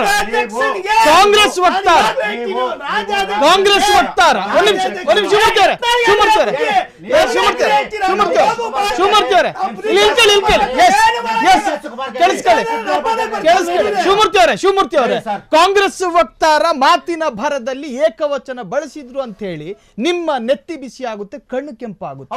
ಅದೆಲ್ಲ ಕೂತ್ಕೊಂಡು ಒಂದ್ ನಿಮಿಷ, ಅದೆಲ್ಲ ಕೂತ್ಕೊಂಡು ಯತ್ನಾಳು ಬಚ್ಚ ಅಂತಾರ್ರಿ. ಬಚ್ಚ ಅಂತ ಅಸಂವಿಧಾನಿಕವಾಗಿ ಮಾತನಾಡ್ತಾರೆ. ನಿಮ್ಮ ಪಕ್ಷದ ನಾಯಕರನ್ನ ಕಿವಿ ಹಿಂಡೋದಕ್ಕೆ ನಿಮ್ಮಲ್ಲಿ ಹೈಕಮಾಂಡ್ ನಾಯಕರುಗಳಿಲ್ಲ. ಆ ಪರಿಸ್ಥಿತಿ ನಿಮ್ಮಲ್ಲಿದೆ. ಕಾಂಗ್ರೆಸ್ ವಕ್ತಾರನ್ನ ಪ್ರಶ್ನೆ ಮಾಡಿ ಅವ್ರ ಹತ್ರ ಉತ್ತರ ಇಲ್ಲ. ನೋಡಿ ಬೇಕಾದ್ರೆ ಉತ್ತರ ಕೊಡ. ನಾನು ಅದನ್ನ ಹೇಳ್ತಾ ಇಲ್ಲ, ಈಗಾಗಲೇ ನಾವು ಅವ್ರಿಗೂ ಕಳ್ಸಿದೀವಿ, ಅವ್ರ ಉತ್ತರಗೋಸ್ಕರ ಕಾಯ್ತಾ ಇದೀವಿ ಸರ್. ಏನ್ 3 ತಿಂಗಳಿಂದ ಸರ್? 3 ತಿಂಗಳಿಂದ ಕಾಯ್ತಲ್ಲ, 3 ತಿಂಗಳಿಂದ ನಾನ್ ಸುಳ್ಳು ಹೇಳ್ತಲ್ಲ, ಮಾಧ್ಯಮದಲ್ಲಿ ತಗೋಗೊತ್ತು. 3 ತಿಂಗಳಿಂದ ಅವ್ರಿಗೆ ಇನ್ನೂವರೆಗೂ ಒಂದ್ ಚೌಕಾಸ್ ನೋಟಿಸ್ ಕೊಟ್ಟಿಲ್ಲ. ಡೆಲ್ಲಿಗೆ ಹೋಗ್ತಾರೆ ಅಷ್ಟೇ, ಬರ್ತಾರೆ. ಹೋದ ಆಯಾಗಾರ ಬಂದಾಗ ಇಷ್ಟೇ ಅವ್ರದ್ದು. ಡೆಲ್ಲಿಗೆ ಹೋಗೋ ರೌಂಡ್ ಹೊಡಿ, JPC ಒಂದ್ ಇಟ್ಕೊಂಡು ಅದೊಂದು 10 ದಿವಸ 20 ದಿವಸ ಮಾಡಿದ್ರು. ಇನ್ನು ಮಾಡ್ಲಿ, ಅವ್ರು ಸಶಕ್ತರಿದ್ದಾರೆ. ಡೆಲ್ಲಿಗೆ ಇದೇ ತರ ದಂಡೆ ಹೋಗ್ಬೇಕು, ಬರ್ಬೇಕು. ವಿಜೇಂದ್ರನ ಇಳಿಸೋರ್ಗೂ ಬಿಡೋದಿಲ್ಲ ಅಂತ ಶಪಥ ಮಾಡಿದ್ದಾರೆ. 45 ವರ್ಷ ರಾಜಕಾರಣ ನಾನು ಮಾಡಿದ್ದೀನಿ. ನಾನು ಯಡಿಯೂರಪ್ಪ ಬಿಜೆಪಿ ಅಲ್ಲ, ನಾನು ಅಟಲ್ಜಿ ಬಿಜೆಪಿ ಅಂತ ಹೇಳಿದ್ದಾರೆ. ಇವ್ರಿಗೆ ಯಾವುದೇ ಮಾತಿನ ಕಾರಣಕ್ಕೂ ವಿಜೇಂದ್ರ ಅವ್ರ ಕೆಳಗಡೆ ಆಗಿಲ್ಲ. ಈ ವಿಜೇಂದ್ರ ಅವರು ವಿಜೇಂದ್ರ ಅವ್ರ ಬಗ್ಗೆ ಅವ್ರ ಪಕ್ಷದಲ್ಲಿ ನಿಲುವು ಕರೆಕ್ಟ್ ಆಗಿಲ್ಲ. Yes, ದಾಸಪ್ಪನವ್ರು. Yes, ದಾಸಪ್ಪನವ್ರು. Yes, ಬರ್ತೀನಿ. ಅಲ್ಲಿ ಬರ್ತೀನಿ. ಅಲ್ಲಿ ಬರ್ತೀನಿ. ಗ್ಯಾರಂಟಿ ಬಗ್ಗೆ ಉತ್ತರ ಅಲ್ಲಿ ಕೊಡಿ. ಬರ್ತೀನಿ. ಗ್ಯಾರಂಟಿ ಬಗ್ಗೆ ಬನ್ನಿ, ಮತ್ತೆ ಉತ್ತರ ಕೊಡ್ತೀನಿ ಬನ್ನಿ. Yes. ಗ್ಯಾರಂಟಿ ಬಗ್ಗೆ ನಿಮ್ದು ಸ್ಟ್ಯಾಂಡ್ ಏನು? ಇಷ್ಟು ಕೊಡ್ಬೇಡ್ರಿ. ಜನ ಸೋಂಬೇರಿಗಳಾಗ್ತಾರೆ ಅಂತ ಅಪಾಲ ಮಾಡಿದವರು ಇವರು ಬಿಜೆಪಿ. ದಾಸಪ್ಪನವ್ರು, ಒಂದು ಸಣ್ಣ ಕ್ಲಾರಿಟಿ. ಈಗ ನಾವು ವಿಷಯಾಂತರ ಆದ್ರೂ ಕೂಡ ಈ ಕ್ಲಾರಿಟಿ ಬೇಕೇ ಬೇಕು. ವಿಜೇಂದ್ರ ಎಲ್ಲಿಯವರೆಗೂ ರಾಜ್ಯಾಧ್ಯಕ್ಷರಾಗಿರ್ತಾರೋ ಅಲ್ಲಿಯವರೆಗೂ ಕಾಂಗ್ರೆಸ್ ಅಡ್ಜಸ್ಟ್ಮೆಂಟಿನ ಪಾಲಿಟಿಕ್ಸ್ ಮಾಡುತ್ತೆ ಎನ್ನುವಂಥ ಆರೋಪ ಅದು ಮಾಡಿರ್ತಕ್ಕಂಥ ಸ್ವಪಕ್ಷದ ಯತ್ನಾಳೆ ಈ ಹಿಂದೆ ಮಾಡಿದ್ದಾರೆ. ಇದು ದಿಟ್ಟವೇ, ಇದು ನಿಜವೇ, ಏನ್ ಕಥೆ ಅಂತ ಸರ್ ಇದು 100ಕ್ಕೆ 100ರಷ್ಟು ಸತ್ಯ ಸರ್. ಹೆಂಗೆ ಇವ್ರದ್ದು ಯಾವಾಗ್ಲೂ ಹೊಂದಾಣಿಕೆ ರಾಜಕೀಯ. ಯಡಿಯೂರಪ್ಪ ಮತ್ತೆ ವಿಜೇಂದ್ರ ಸಾಹೇಬ್ರು ಏನು ಇಬ್ರು ಇದಾರಲ್ಲ, ಅವರು ತುಂಬಾ ಹೊಂದಾಣಿಕೆ, ಮೊದಲಿಂದನೂ ಅವ್ರದ್ದು ಹೊಂದಾಣಿಕೆ ರಾಜಕೀಯನೇ. ಯಾಕೆ ಅಂದ್ರೆ ಯಾವುದು ಬಲಿಷ್ಠ ಸಮಾಜ, ಲಿಂಗಾಯತ ಸಮಾಜ ಕರ್ನಾಟಕದಲ್ಲಿ ಅತ್ಯಂತ ಹೆಚ್ಚು ಪ್ರಬಲವಾದಂತ ಸಮಾಜ. ಅಲ್ಲಿ ಡಿವೈಡ್ ಅಂಡ್ ಪಾಲಿಟಿಕ್ಸ್ ಜಾಸ್ತಿ ನಡೀತಾ ಇದೆ. ಉತ್ತರ ಕರ್ನಾಟಕದಲ್ಲಿ ಪಂಚಮಸಾಲಿ ಏನು ಹೋರಾಟ ನಡೀತಾ ಇದೆಯಲ್ಲ, ಆ ಹೋರಾಟದಲ್ಲಿ ಮುರುಗೇಶ್ ನಿರಾಣಿ ಸಾಹೇಬ್ರು ಮತ್ತೆ ಇವರು ಯತ್ನಾಳ್ ಅವರು ಸ್ವಲ್ಪ ಸಕ್ರಿಯರಾಗಿದ್ರು. ಅವರ ಶಕ್ತಿ ಕುಗ್ಗಿಸಕ್ಕೋಸ್ಕರ ಇವರು ಒಗ್ಗಟ್ಟು ಹೊಂದಾಣಿಕೆ ರಾಜಕೀಯ ಮಾಡಿಕೊಂಡು ಇವತ್ತು ಇವರು ವ್ಯಾವಹಾರಿಕವಾಗಿರ್ಬೋದು ಅಥವಾ ರಾಜಕೀಯವಾಗಿರ್ಬೋದು ಪರ್ಸನಲ್ ರಿಲೇಶನ್ಶಿಪ್ ಎಲ್ಲರ ಜೊತೆ ಬಹಳ ಚೆನ್ನಾಗಿದೆ. ವ್ಯಾಪಾರ ವಹಿವಾಟಿರ್ಬೋದು, ರಾಜ್ಯವಾಗಿರ್ಬೋದು. ಆದ್ರೆ ನೀವು ಗಮನಿಸಿ, ಎಲ್ಲರೂ ಗಮನಿಸಿ, ವಿಜೇಂದ್ರ ಅವರು ಯಾವಾಗ ಒಂದು 3 ತಿಂಗಳಿಂದ ಅವರು 1-2 ತಿಂಗಳಿಂದ ನಮ್ಮ ರಾಜ್ಯನ ಕರೆಕ್ಟ್ ಆಗಿ ಟೀಕೆ ಟಿಪ್ಪಣಿ ಮಾಡಿ ಸರ್ಕಾರ ಎಲ್ಲೆಲ್ಲಿ ತಪ್ಪು ಮಾಡ್ತಾ ಇಲ್ಲ, ಕಿವಿ ಇಡ್ತಾ ಇಲ್ಲ, ರಾಜ್ಯಾಧ್ಯಕ್ಷರಾಗಿ ಹೋರಾಟ ಮಾಡ್ತಾ ಇಲ್ಲ.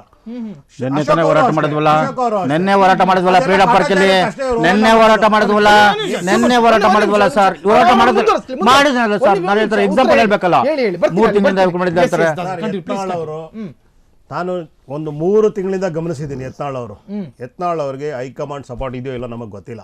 ಆದ್ರೆ ಒಂದು 15-20 ದಿನ ಮಾತ್ರ ಅವರು ಸ್ವಲ್ಪ ಬೈಕ್ ಬೀಗ ಹಾಕೊಂಡಿದ್ದಾರೆ. ಅದಕ್ಕಿಂತ ಮುಂಚೆ ದಿನ ಬೆಳಿಗ್ಗೆ ದಯವಿಟ್ಟು ಒಂದ್ ಬೆಳಗ್ಗೆಯಿಂದ ಸಂಜೆವರೆಗೂ ಯತ್ನಾಳ್ ಅವರು ವಿಜೇಂದ್ರನ ಟೀಕಿಸದೇ ಇರೋ, ಖಂಡಿಸದೇ ಇರೋ ದಿವಸ ಇಲ್ಲ, ಖಂಡಿಸದೇ ಇರೋ ಕ್ಷಣ ಇಲ್ಲ. ಯಾವಾಗ ಅವ್ರಿಗೆ ಮಾಧ್ಯಮಗಳ ಮುಂದೆ ಬರ್ತಾರೆ, ಮೊಟ್ಟ ಮೊದಲನೇದಾಗ ಅವ್ರು ಬೈತಾ ಇದ್ದೀವಿ, ನೀನ್ ಇನ್ನೂ ಬಚ್ಚಾ ಇದೆಯಾ, ನಿನ್ ಜೊತೆಗಿರಲ್ಲ ಕಿಸೆಗಳ್ರು, ಜೇಬ್ಗಳ್ರು, ಲೋಫರ್ಗಳಂತ ಎಲ್ಲ ಪದಗಳನ್ನ ಬಳಕೆ ಮಾಡಿದ್ದಾರೆ. ಇಲ್ಲ ಸರ್, ಇಲ್ಲ ಒಂದ್ ನಿಮಿಷ ಕೇಳಿ. ನಿಮಗೆ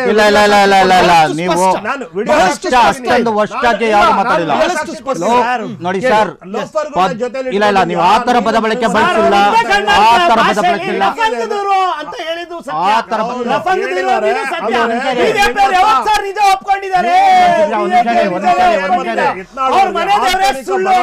ತುಂಬಾ ಜಾಸ್ತಿ ಇದೆ. ಆಂತರಿಕ ಬಡಬಡಿದ ಎಷ್ಟು ಮಟ್ಟಕ್ಕಿದೆ ಅಂದ್ರೆ ಅದು ರಾಜಕೀಯ ಹೋಗ್ಬಿಟ್ಟು ವೈಯಕ್ತಿಕ ದ್ವೇಷಕ್ಕೆ ಇವರು ಕನ್ವರ್ಟ್ ಆಗಿದ್ದಾರೆ. ಬದಲಾಗಿ ಒಂಥರ ಹಾವು ಮುಂಗ್ಸಿ ತರ ಆಡ್ತಾ ಇದ್ದಾರೆ. ಇವರಿಗೆ ಪಕ್ಷದ ಹಿತದೃಷ್ಟಿ ಹೆಂಗಾರ ಹಾಳಾಗೋಗ್ಲಿ, ಹೆಂಗಾರ ಆಗ್ಲಿ ಅಂತ. ಹೆಂಗೆ ಅಂದ್ರೆ ಒಬ್ರು ಹೈಕಮಾಂಡ್ ಅವ್ರು ಹೇಳ್ತಾರೆ ಸುಮ್ನೆ ಇರಿ ಅಂತ. ಅವ್ರು ಯಾರೋ ಒಬ್ರು ವಕಾಫ್ಗೆ ಯಾರನ್ನೋ ಸೆಂಟ್ರಲ್ ಯಾರೋ ಒಬ್ರು ಕರ್ಕೊಂಡ್ಬಂದಿರೋ, ಜಯಪ್ರ ಎಂತದೋ ಒಬ್ರು ಕರ್ಕೊಂಡ್, ಜಗದಾಂಬ ಅಂತ ಯಾರೋ ಒಬ್ರು ಕರ್ಕೊಂಡ್ಬಂದಿದ್ರು, ಜಗದಾಂಬ ಅಂತ ಯಾರೋ ಒಬ್ರು ಕರ್ಕೊಂಡ್ಬಂದಿದ್ರು. ಅವತ್ತಿಂದ ಇದುವರೆಗೂ ಯತ್ನಾಳ್ ಅವ್ರಿಗೆ ಎಷ್ಟೇ ನೋಟಿಸ್ ಕೊಡ್ಲಿ ಅವ್ರ ಕಿಮ್ಮತ್ತೆ ಕೊಡ್ತಾ ಇಲ್ಲ ನೋಟಿಸ್ಗೆ. ನೋಟಿಸ್ ಅವ್ರ ಲೆಕ್ಕ ಅವರಲ್ಲಿರೋ ಕಾನ್ಫಿಡೆನ್ಸ್ ಏನಂದ್ರೆ ಇವರು ಮಾಡಿರೋ ಭ್ರಷ್ಟಾಚಾರನೇ ಅವ್ರಿಗೆ ಕಾನ್ಫಿಡೆನ್ಸ್. ಬಿಡ್ತೀನಿ ಅಂತ ಹೇಳಿದ್ದಾರೆ. ಮಾಡಿರೋ ಭ್ರಷ್ಟಾಚಾರ ಅವ್ರ ಹತ್ರ ಏನೋ ಸಿಡಿ ಗಿಡಿ ಇಕ್ಕೊಂಡಿರ್ಬೋದೇನೋ ಗೊತ್ತಿಲ್ಲ ನನಗೆ. ಅವ್ರು 2-3 ಸರಿ ಹೇಳಿದ್ದಾರೆ. ಕಾಂಗ್ರೆಸ್ ಅವರು, ಅದಕ್ಕೆ ನಾನು ಕಾಂಗ್ರೆಸ್ ಅವ್ರಿಗೂ ನಾನು ಟೀಕಿಸ್ತೀನಿ. ಅವ್ರಿಗೆ 2-3 ಸರಿ ನಾನು ವಿಡಿಯೋ ಕೊಡ್ತೀನಿ. ಮುಖ್ಯಮಂತ್ರಿ ಆಗ್ಬೇಕು ಅಂದ್ರೆ 2,000 ಕೋಟಿ ಹೈಕಮಾಂಡ್ ಕೊಡ್ಬೇಕು ಅಂತ ಆದ್ರೆ ಇವರು ಸಹ ಅವ್ರನ್ನ ಕ್ರಮ ತಗೊಂಡಿಲ್ಲ. ಬೇರೆಯವ್ರಿಗೆಲ್ಲ ಸಣ್ಣ ವಿಷಯಕ್ಕೆಲ್ಲ ಇಮಿಡಿಯೇಟ್ ಆಗಿ ಹಿಡಿದು ಒಳಗಡೆ ಹಾಕ್ಬಿಡ್ತಾರೆ. ಇಡಿ ಬೇಕು ಅಂತ ಇವರು ಬಿಜೆಪಿ ಅವ್ರು ಪ್ರತಿ ಕ್ಷಣಕ್ಕೂ ಇಡಿ ಅದೇ 2,000 ಕೋಟಿ ಕೊಟ್ಬಿಟ್ಟು ನಾವು ಮುಖ್ಯಮಂತ್ರಿ ಆಗಿದ್ದಾರೆ ಯಡಿಯೂರಪ್ಪ ಅವರು ಅಂತ ಅದೇ ಪಕ್ಷದ ಯತ್ನಾಳ್ ಅವರು ಟೀಕೆ ಮಾಡಿದಾಗ ಅದ್ರ ಬಗ್ಗೆ ಇಡಿ ತನಿಖೆ ಮಾಡಲ್ಲ. ಇಲ್ವಾ ಗೊತ್ತಿಲ್ಲ. ತತ್ಕ್ಷಣಕ್ಕೆ ಒಂದು ಕ್ಷಣದಲ್ಲಿ ರಾಜ್ಯಪಾಲರು ಸಹ ಇವತ್ತು ಕೂತಿದ್ದಾರೆ. ನಮ್ಮ ರಾಜ್ಯ ಸರ್ಕಾರನ ಕಡೆಗಣಿಸ್ತಾ ಇದ್ದಾರೆ. ನಾನು ನೋಡಿ ಹೇಳ್ತೀನಿ, ಯಾವುದೇ ಸರ್ಕಾರ ಇರ್ಬೋದು, 136 ಜನರನ್ನ ನಾವು ಕಳಿಸಿದೀವಿ ಅಂದ್ರೆ ಆ ಸರ್ಕಾರಕ್ಕೆ ನಾವು ಗೌರವ ಕೊಡಬೇಕು, ಮನ್ನಣೆ ಕೊಡಬೇಕು. ಅದು ನಮ್ಮ ರಾಜ್ಯ ಸರ್ಕಾರ, ಕಾಂಗ್ರೆಸ್ ಇರ್ಬೋದು, ಬಿಜೆಪಿ ಇರ್ಬೋದು. ರಾಜ್ಯಪಾಲರು ಅಭಿವೃದ್ಧಿ ಕಾರ್ಯದಲ್ಲಿ ಕುಂಠಿತ ಮಾಡೋದಕ್ಕೆ ಎಷ್ಟು ಪ್ರಾಮಾಣಿಕ ಪ್ರಯತ್ನ ಮಾಡಬೇಕು ಅಷ್ಟು ಬಿಜೆಪಿ ಸರ್ಕಾರ ರಾಜ್ಯಪಾಲರನ್ನ ದುರ್ಬಳಕೆ ಮಾಡ್ಕೊತಾ ಇದ್ದಾರೆ ಸೆಂಟ್ರಲ್ ಅಲ್ಲಿ. ಅದನ್ನ ಇಲ್ಲಿರೋ ರಾಜ್ಯದ ಬಿಜೆಪಿ ನಾಯಕರು ಸಹ ಇವರಿಗೆ ತತ್ಕ್ಷಣಕ್ಕೆ ಇವರಿಗೆ ಅಪಾಯಿಂಟ್ಮೆಂಟ್ ಸಿಕ್ಬಿಡುತ್ತೆ ರಾಜ್ಯಪಾಲರಿಗೆ. ನಮ್ಮ ಸರ್ಕಾರದ ಯಾರು ಪಕ್ಷದವ್ರು ಯಾರಾದ್ರೂ ರಾಷ್ಟ್ರದಲ್ಲಿ ರಾಜ್ಯದಲ್ಲಿ ಯಾರು ನಡೆಸ್ತಾರೆ, ಮುಖ್ಯಮಂತ್ರಿ, ಉಪಮುಖ್ಯಮಂತ್ರಿ, ಉಗ್ರಮಂತ್ರಿ ಯಾರೇ ಇರ್ಬೋದು, ಅವ್ರಿಗೆ ಏನಾರ ಕೇಳಿದ್ರೆ ಅವ್ರಿಗೆ ತಕ್ಷಣ ಎಷ್ಟೋ ಇವರು ಸ್ವಜನ ಪಕ್ಷಪಾತ, ದ್ವೇಷ, ಅಸೂಯೆ ರಾಜಕೀಯ ಮಾಡ್ತಾ ಇದಾರೆ ಬಿಜೆಪಿ ಅವರು. ಅಂದ್ರೆ ಕಾಂಗ್ರೆಸ್ ಅವರಿಗೆ 4 ಹೆಜ್ಜೆ ಮುಂದೆ ಹೋಗಿ ಇವ್ರು ಮಾಡ್ತಾರೆ. ಅಭಿವೃದ್ಧಿ ಕೆಲಸದಲ್ಲಿ ಇವರು ತುಂಬಾನೇ ಕಡೆಗಣಿಸಿದ್ದಾರೆ ರಾಜ್ಯ ಸರ್ಕಾರನ. ನಮ್ಮ ಸ್ಟೇಟಿಗೆ ಬರ್ಬೇಕಾದ GST ಅಮೌಂಟ್ ಬಗ್ಗೆ ಇವರು ಕೇಳಲ್ಲ. ಆದ್ರೆ ಯಾವ್ದಾದ್ರು ಒಂದು ಉದಯಗಿರಿನಲ್ಲಿ ಒಂದು ಸಣ್ಣ ಗಲಾಟೆ ಆಗ್ಬಿಟ್ರೆ ಸಾಕು, ಇವರಿಗೆ ಒಂದು ಗೋಲ್ಡನ್ ಆಪರ್ಚುನಿಟಿ. ಗೋಲ್ಡನ್ ಅದನ್ನ ಹೆಂಗೆ ರಾಷ್ಟ್ರದ ಬೆಂಕಿ ಕಾಡ್ಗಿಚ್ಚು ತರ ಹಬ್ಬಿಸ್ಬಿಡ್ತಾರೆ ಇವರು. ಸುಳ್ಳು ಮಾಧ್ಯಮ ಇವ್ರಿಗೆ ಅದಕ್ಕೆ ಇರೋದು ಒಂದು ವಿಷಯಕ್ಕೆ 4 ಮಸಾಲೆ ಹಾಕ್ಬಿಟ್ಟು ರಾಷ್ಟ್ರದಲ್ಲಿ ರಾಜ್ಯದಲ್ಲಿ ಬೆಂಕಿ ಬಿರುಗಾಳಿ ತರ ಬಿಡ್ತಾರೆ. ಅದಕ್ಕೆ ಮಾತ್ರ ತತ್ಕ್ಷಣಕ್ಕೆ ಒಂದು 100 ಜನ 500 ಜನ ಹೋರಾಟ ಮಾಡಕ್ ರೆಡಿ ಆಗ್ಬಿಡ್ತಾರೆ. ಅದೇ ನೀವು ರಾಜ್ಯದ ವಿಷಯ ಏನಾದ್ರು ಬನ್ನಿ, ಬಾಣಂತಿ ಹೋರಾಟ ಎಲ್ಲಿ ಮಾಡಿದ್ರು ಇವರು? ಬಾಣಂತಿ ಸಾವಾದಾಗ ಹೋರಾಟ ಮಾಡ್ಲಿಲ್ಲ, ಅತ್ಯಂತ ನಿರ್ಲಕ್ಷ್ಯ. ಹೌದು, ಅದು ಹೋರಾಟ ಮಾಡ್ಲಿಲ್ಲ. ಉದಯಗಿರಿ ಆಯ್ತಾ, ಹುಬ್ಳಿ ಗಲಾಟೆ ಆಯ್ತಾ, ಇವರು ಇಮಿಡಿಯೇಟ್ ಆಗಿ ಓದ್ಬಿಡ್ತಾರೆ. ಎಲ್ಲಾ ನಾಯಕರು ತಂಡವಾಗಿ ಬಂದ್ಬಿಟ್ಟು ಏನು ಒಬ್ಬೊಬ್ಬ ಎಲ್ಲ ಒಬ್ರಿಗಿಂತ ಒಬ್ರು ಹೇಳಿಕೆಗಳನ್ನ ಕೊಡೋದೇನು, ರಾಜ್ಯದ ಬಗ್ಗೆ ಇವ್ರಿಗೆ ಇಷ್ಟ ಕಾಳಜಿ ಬೇರೆ ಯಾವ ನಾಯಕರಿಗೂ ಇಲ್ಲ, ಅಷ್ಟು ಕಾಳಜಿ ತೋರಿಸ್ತಾರೆ. ಅದೇ ಯಾವ್ದಾದ್ರು ಒಂದು ಅಮಾಯಕ ಹೆಣ್ಮಗು ಸತ್ತೋಯ್ತು, ಬಾಣಂತಿಯರ ಬಗ್ಗೆ ಇವರಿಗೆ ಕಿಂಚಿತ್ತು ಕಾಳಜಿ ಇಲ್ಲ. ರಾಜ್ಯದಲ್ಲಿ ಏನಾದ್ರು ಯಾವ್ದಾದ್ರು ಬೆಲೆ ಏರಿಕೆ ಆಯ್ತಾ ಅಂದ್ರೆ ಇವ್ರಿಗೆ ಕಾಳಜಿ ಇಲ್ಲ. ಮೆಟ್ರೋ ಟ್ರೈನ್ ಬೆಲೆ ರೇಟ್ ಜಾಸ್ತಿ ಯಾರಾದ ಕಾಳಜಿ ಇಲ್ಲ. ಎಲೆಕ್ಟ್ರಿಸಿಟಿ ಬಿಲ್ ಇವಾಗ ಏನೋ ಕಮರ್ಷಿಯಲ್ ಎಲೆಕ್ಟ್ರಿಸಿಟಿ ಬಿಲ್ಗೂ ಪ್ರಪೋಸಲ್ ಕೊಟ್ಟಿದೆ ರಾಜ್ಯ ಸರ್ಕಾರ, ಅದ್ರ ಬಗ್ಗೆ ಇವ್ರಿಗೆ ಹೋರಾಟ ಮಾಡಲ್ಲ. ಇವ್ರದ್ದು ಏನಿದ್ರು ಧರ್ಮ ದಂಗಲ್, ಜಾತಿ ದ್ವೇಷ, ಅಸೂಯೆ ರಾಜಕಾರಣನೇ ಬಿಜೆಪಿ ಅಸ್ತ್ರ. ಜನಗಳ ಮಧ್ಯೆ. ಈಗ ನಾನು ಮೊನ್ನೆ ಕೇಳಿದೆ ಒಂದು ಕುಂಭಮೇಳದ ವಿಷಯ, ನಾನು ಮಾತಾಡ್ಲೇಬೇಕಿಲ್ಲ. ಆಕ್ಚುಲಿ ಏನು ವಿಷಯ ಅಂದ್ರೆ, UP ಬಿಹಾರ್ ಅವ್ರು ಬಂದ್ಬಿಟ್ಟು ಇಲ್ಲಿ ಅನ್ನ ತಿಂತಾರೆ ದುಡ್ಕೊಂಡು, ಇಲ್ಲಿ ಇರೋರು ಹೋಗ್ಬಿಟ್ಟು ಅಲ್ಲಿರೋ ಪಾಪ ಕರ್ಮ ತೊಳ್ಕೊಳಕ್ ಹೋಗ್ತಾರಂತೆ. ಎಂತ ವಿಪರ್ಯಾಸ ನೋಡಿ ನಮ್ದು. ನಮ್ಮ ಧರ್ಮ ಇರ್ಬೋದು, ನಾನು ಒಬ್ಬ ಹಿಂದೂ ಆಗಿ ಹೇಳ್ತೀನಿ, ಧರ್ಮಗಳ ಮಧ್ಯೆ ಗಲಾಟೆ ತಂದು ಅದರ ಲಾಭ ಪಡ್ಕೊಳ್ಳೋದು ಅಷ್ಟೇ ಬಿಟ್ರೆ ಬಿಜೆಪಿ ಯಾವುದೇ ಕಾರಣಕ್ಕೂ, ನೀವು ರಾಜ್ಯದಲ್ಲಿರ್ಬೋದು ರಾಷ್ಟ್ರದಲ್ಲಿರ್ಬೋದು, ಇವರು ಅಭಿವೃದ್ಧಿ ಕೆಲಸ ಮಾಡಲ್ಲ. ಬರೀ ಧರ್ಮ ಜಾತಿ ಭಾಷೆ. ಈಗ ನಾವು ಹೇಳ್ತೀರಿ, ನಮ್ಮ ದಕ್ಷಿಣ ಭಾರತದವರು ಇರೋರಲ್ಲಿ ಸ್ವಲ್ಪ ಬುದ್ಧಿವಂತ ಜನ ಇವತ್ತು ಬಿಜೆಪಿನ ಓಡಿಸ್ಬಿಟ್ಟಿದ್ದಾರೆ ಇಲ್ಲಿಂದ. ದಕ್ಷಿಣ ಭಾರತದ ಎಲ್ಲಾ ರಾಜ್ಯಗಳು ಬಿಜೆಪಿನ ಕಿಕ್ ಔಟ್ ಮಾಡಿದ್ದಾರೆ. ಗೆಟ್ ಔಟ್ ಅಂತ ಏನು ಈಸ್ಟ್ ಇಂಡಿಯಾ ಕಂಪನಿ ಹೆಂಗ್ ಓಡಿಸಾರಲ್ಲ ಹಂಗೆ ಓಡಿಸಿದ್ದಾರೆ. ಮುಂದಿನ ದಿನಗಳಲ್ಲಿ ಇದು ನಮ್ಮ ಏನು MP ಎಲೆಕ್ಷನ್ ನಲ್ಲೂ ಇವ್ರಿಗೆ ಪಾಠ ಕಲಿಸಬೇಕು ಅಂತ ನಾನು ಇಲ್ಲಿರೋ ಕರ್ನಾಟಕ ಜನತೆನ ಈ ನಿಮ್ಮ ವಾಹಿನಿ ಮೂಲಕ ಕೇಳ್ಕೊತೀನಿ. ಮುಂದಿನ ದಿನಗಳಲ್ಲಿ ಜಾತ್ಯತೀತ ಪಕ್ಷಗಳು ಯಾವುದೇ ಬರಲಿ, ಅವು ಹೊಂದಾಗಬೇಕು, ಬಿಜೆಪಿನ ಓಡಿಸ್ಬೇಕು. ಕನಸು ಕಾಣ್ಬೇಡಿ. ಬಿಜೆಪಿ ಎಂದು ಸೋಲೋದಿಲ್ಲ. ಈಗಾಗಲೇ ಮನೆಗೆ ಹೋಗಿರೋದು AP ಅವರು. ಡೆಲ್ಲಿನಲ್ಲಿ 6 ದಿನ ಆಗಿದೆ ಚುನಾವಣೆ ಬಂದು, ಡೆಲ್ಲಿ ರಿಸಲ್ಟ್ ಇನ್ನೂವರೆಗೂ ಮುಖ್ಯಮಂತ್ರಿಗಳು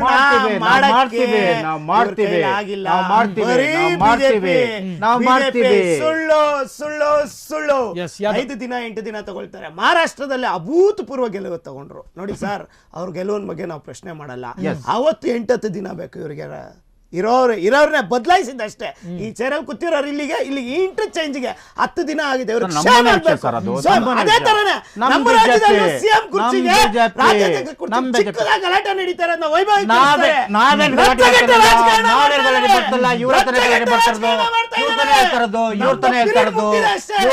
ಶಿವಕುಮಾರ್ ಸಾಹೇಬ್ರದು 2 ವರ್ಷ ಪೀರಿಯಡ್ ಮುಗ್ದಿದೆ. ಈಗ 2 ಹುದ್ದೆ ಇರಬಾರ್ದು ಅಂತ ಹೇಳಿ ಅಷ್ಟೇ. 2 ಹುದ್ದೆ ಅಲ್ಲ, 4 ಹುದ್ದೆ ಇದೆ. 4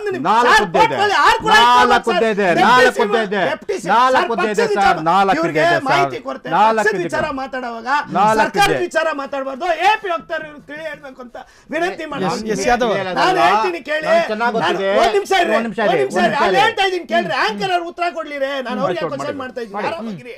ನಾನು ಹೇಳೋದೇನಂದ್ರೆ, ಪಕ್ಷದಲ್ಲಿ ನಮ್ಮ ರಾಜ್ಯಾಧ್ಯಕ್ಷ ಸ್ಥಾನ MP ಚುನಾವಣೆ ಮುಂಭಾಗದಲ್ಲಿ ಅವರು ಕಾಲಾವಧಿ ಮುಗ್ದಿತ್ತು. ಎಕ್ಸ್ಟೆಂಡ್ ಮಾಡೋಣ, MP ಚುನಾವಣೆ ನಂತರ ಬದಲಾಯಿಸ್ತೀವಿ ಅಂತ. ಅದರಿಂದ ನಾನೇನ್ ಹೇಳ್ತೀನಿ, ಸಣ್ಣ ಪುಟ್ಟ ಗೊಂದಲ ಅಷ್ಟೇ. ನಾವು ಅಷ್ಟೇ ಗೊಂದಲ ಸರಿಪಡಿಸ್ತೀವಿ. ಇವ್ರ ತರ ಸರ್ಕಾರ ಬಹುಮತ ತಗೊಂಡ್ರು 10 ದಿನ 8 ದಿನ ಅಲ್ಲ ಕಾಯಿಸಲ್ಲ CMಗೆ. ನಾನು ಹೇಳಕ್ ಇಚ್ಛಿಸ್ತಾ ಇದ್ದೀನಿ ಅಂದ್ರೆ, ತಮ್ಮ ಯಾವ ರಾಜ್ಯದಲ್ಲಿ ನಮ್ದಲ್ಲಿ 3 ದಿನ ಅಷ್ಟೇ ಸರ್. 3 ದಿನ